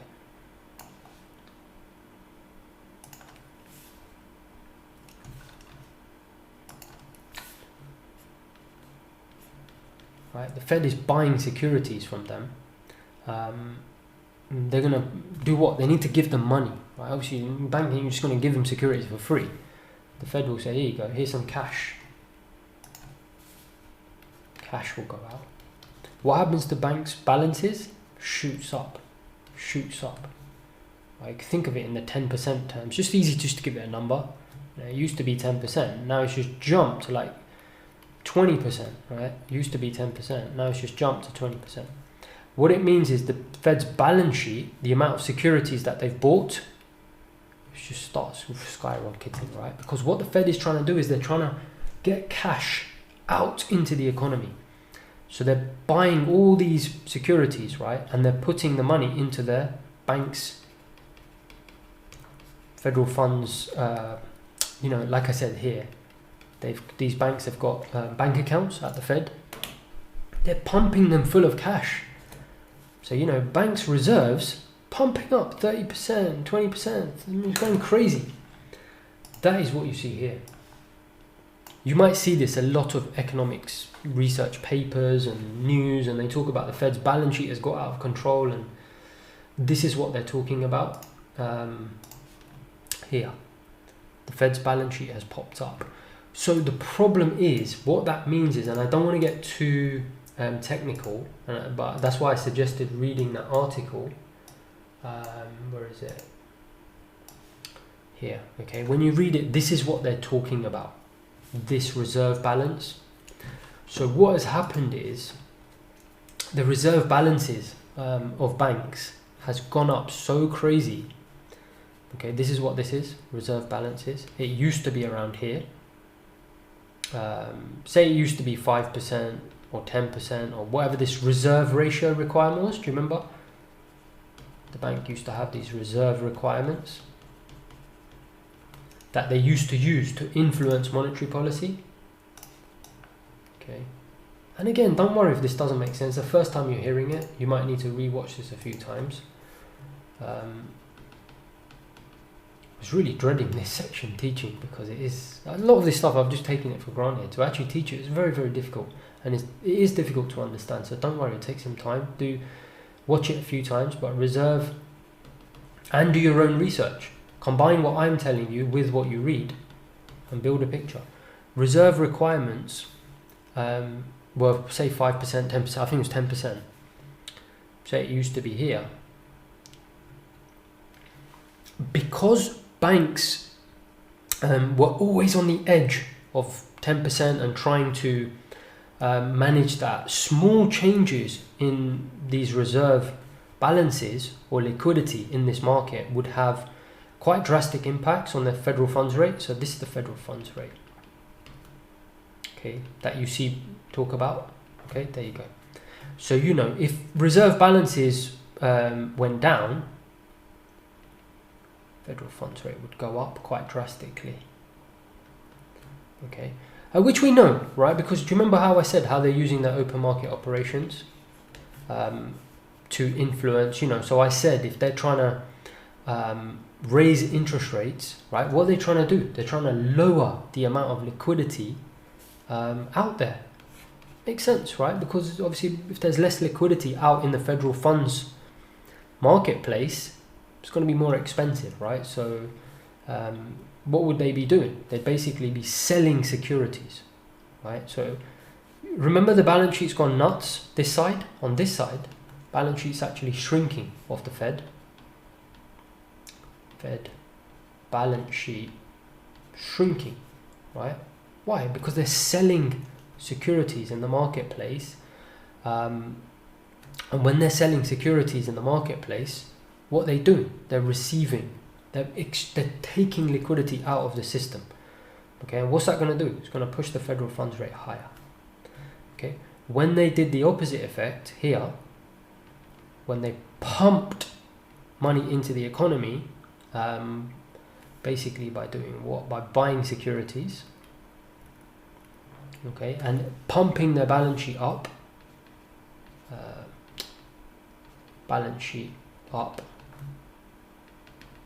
There, right? Why does their balance sheet go up? Because they're buying securities, right? The balance sheet, they're doing this. Assets, do you see that? Total assets. They're holding a whole bunch of assets now on their balance sheet. To get those assets, they need to pay for them. Who do they buy them from? These commercial banks, and they put money into their federal funds accounts. So that pumps a lot of liquidity. Reserve balances here starts to go up. As it goes up, it puts pressure on the rates to go down, because there's so much liquidity out there. It becomes cheap to start borrowing, even in the marketplace. What has happened, okay, since the Fed in 2008, embarked upon I'm laughing. You can see why I dreaded this section. I apologise, I know it's long, but can't really do a Fed module without telling you about the Fed, right? I hope you understand that. I have to tell you all this stuff, otherwise what's the point? I might as well just tell you to go and read the newspaper, right? No one's going to explain this to you, so I'm just doing it, okay? So let's just do it, because it has to be done. I want you to have a brilliant understanding of this, so let me just explain it to you. So yeah, the balance sheet is expanding. That's what they did in 2008. They just went completely crazy with liquidity to really pump money into the market. They went crazy with liquidity, and what happens, unfortunately, you get to a certain stage, and I don't really want to get into the economics of it or demand supply curves and all of this stuff, but ultimately what happens, and you'll see them explain it, read this, right? If the bank's balances are going up so much, 10%, 20, 30, the bank's got so much money, right, swashing around basically, it no longer has kind of that much incentive to do much more in this marketplace apart from earn the federal funds rate basically. And what that means is it just basically makes it very difficult for the Fed to influence the federal funds rate in the open market place, because pumping more and more liquidity and making no difference. The banks are like, hey, I've got enough cash, I don't need more cash. So that's why you see this curve start to go flat basically, okay? More and more liquidity the Fed is trying to pump into the market using open market operations. It just ain't having the desired effect anymore. The interest rates previously were changing with very small changes in liquidity pumps or taking liquidity out. It's just not happening anymore basically, because there's just so much money out there in the bank's balances. They have no incentive left anymore to change their federal funds rate. So they've had to change tact basically. So now they influence it in a different way. And I'm going to explain that to you. But you'll see it here. So what I just explained to you, it says here, all of this kind of just explains what I've said. But as I said, at some point, banks do not find much benefit from holding additional reserves other than earning the interest the Fed pays on these balances. As a result, the blue demand curve flattens out at a level that is close to the interest on reserves, basically. So this is kind of a new thing that the Federal Reserve has had to do to really influence the rate in the market. They can no longer kind of use these open market operations because there's so much money out there that it's just not having, if you think about it, it's just like product. Basically, if it's just the market is awash with a product, putting more of the product out there, you're going to have less and less influence on the price. In this case, money, right? So what the Fed has actually started doing now, remember I said before the reserves didn't pay any interest, right? And that was one of the reasons why banks used to love sticking to those reserve requirement ratios around 10%, because anything above 10% was earning no interest rate. Right, so there's no point them holding more than 10%. I mentioned that before. What the Fed has now done is they actually pay a rate on the reserves, okay, and it's called the interest on reserves. I think you can see it here, right? IOR. Okay, so when you do your own research, this will be mentioned. It's really important. You might be wondering, what the hell is Envy going on about for the last hour? Why is he explaining all of this to us?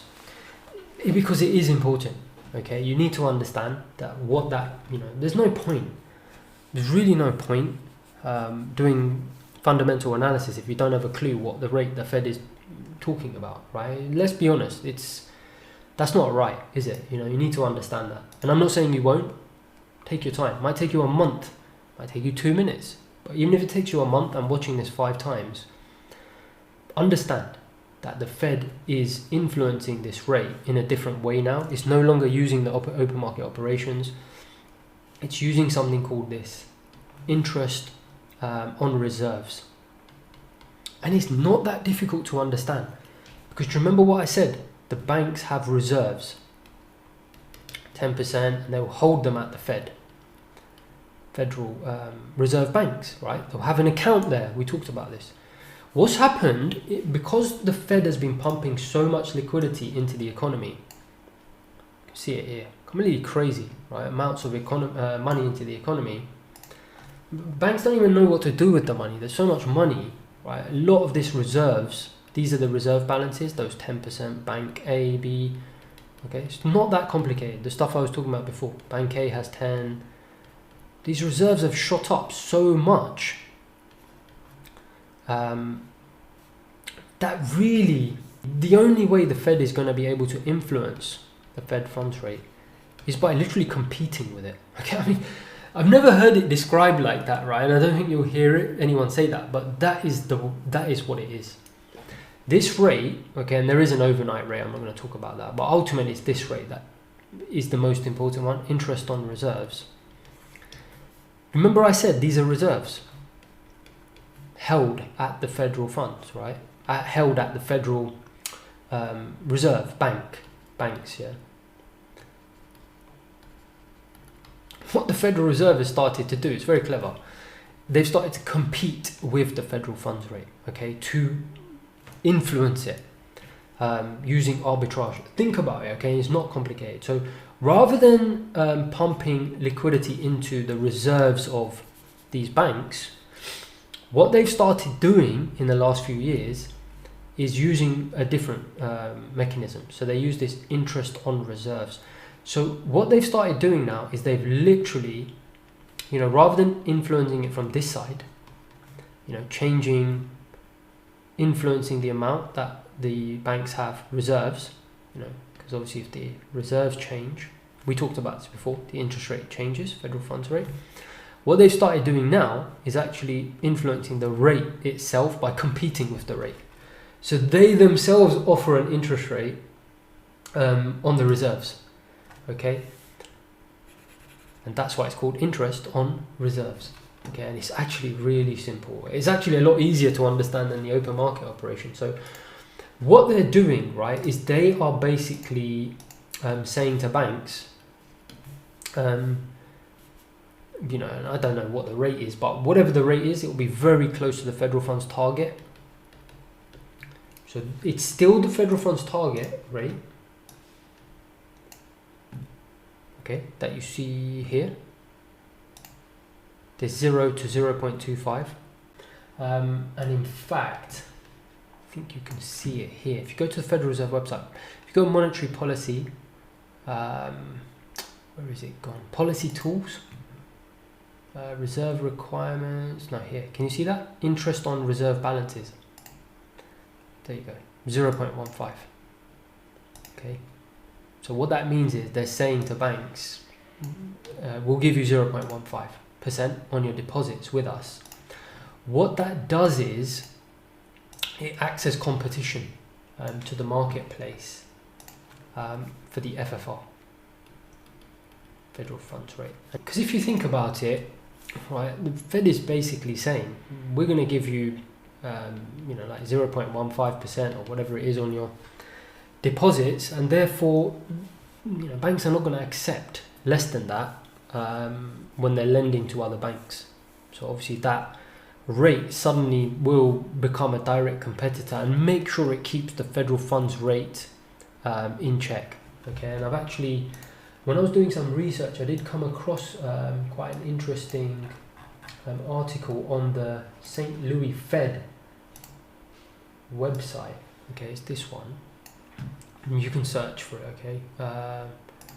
Teaching the linkage between the banks and the Fed. If you go down, you can see it here. See the IORB rate? Okay, so you can see it. And the federal funds rate. It's the new mechanism, basically. The Fed uses its administered rates to keep the federal funds rate in the FOMC's target range, help steer federal funds rate, blah, blah, blah, blah. It probably does a better job than me of explaining it, so I'd have a read of this. Right, it's quite interesting. You can search for it. It's teaching the linkage between banks and the Fed. Okay, and it does explain it pretty well there. Obviously combined with this and what I've said. So as you can see here, it's called the ample reserves regime. Okay, it's changed. Before they used to use open market operations. Now they use this mechanism because there's just so much liquidity. Pumping liquidity ain't really gonna have as much influence. You know, we've seen with the curve, interest rate curve, we're at this side now. Very little influence on the federal funds rate. They now need to introduce this actual competition to the federal funds rate to make sure that, you know, obviously if they start putting their rate up, if the IORB goes up, then banks will demand, see, more when they are lending to others, right? So the FFR will go up as well. You see that here. Blah blah blah blah. Banks, when the Fed raises the IORB rate, banks earn more on the funds they place in their reserve balance accounts at the Federal Reserve Bank. Do you see why I wanted to explain a lot of this to you? So when you go and do your own research, which I want you to do, if you had read that, you might have been like, what are they talking about? Now you know. I told you they have reserve balance accounts at the Fed. This sets a higher reservation rate for banks' investment decisions. Bank will not accept a lower rate of return than this new IORB rate. Through arbitrage, the new IORB rate helps pull up similar market interest rates, including the federal funds rate. Okay. There are some other nuances. There is this overnight reverse repo rate, reverse repo purchase rate, and I really don't want to get into it because it just kind of is starting to go a little bit. I think this is about enough. It's starting to go a little bit off what's really going to help you navigate fundamentals and the market. I think that's plenty. If you want, you can do some additional research on the other administered tools or rates that the Fed uses, but I think that pretty much covers it. The point is they don't use those open market operations anymore. They use their own rate, interest on reserves, to influence the federal funds rate, which makes it cheaper or more expensive. That was the whole point, the circular flow of income. I think we've gone far enough now. They're influencing that rate that banks borrow at from each other on their reserve balances to either make it more expensive for banks to borrow money or to make it cheaper. Okay, various ways of doing that. I've explained it all. I've also explained to you how the FOMC works. I think really happy with that. Been a fantastic session. I know it went on for long enough. I'm now going to do a part C because I'm actually going to talk about the FOMC statement really briefly, so we can have a little bit of a look at that. It should be a short section, hopefully not more than about 10-20 minutes. Just going to break it out for you, kind of things that I'm looking at in terms of the Fed. But now that you understand the whole operation, you'll be able to understand the statement, what they're doing, what they're trying to achieve, all of that better than anyone. All right, I'll see you on the other side.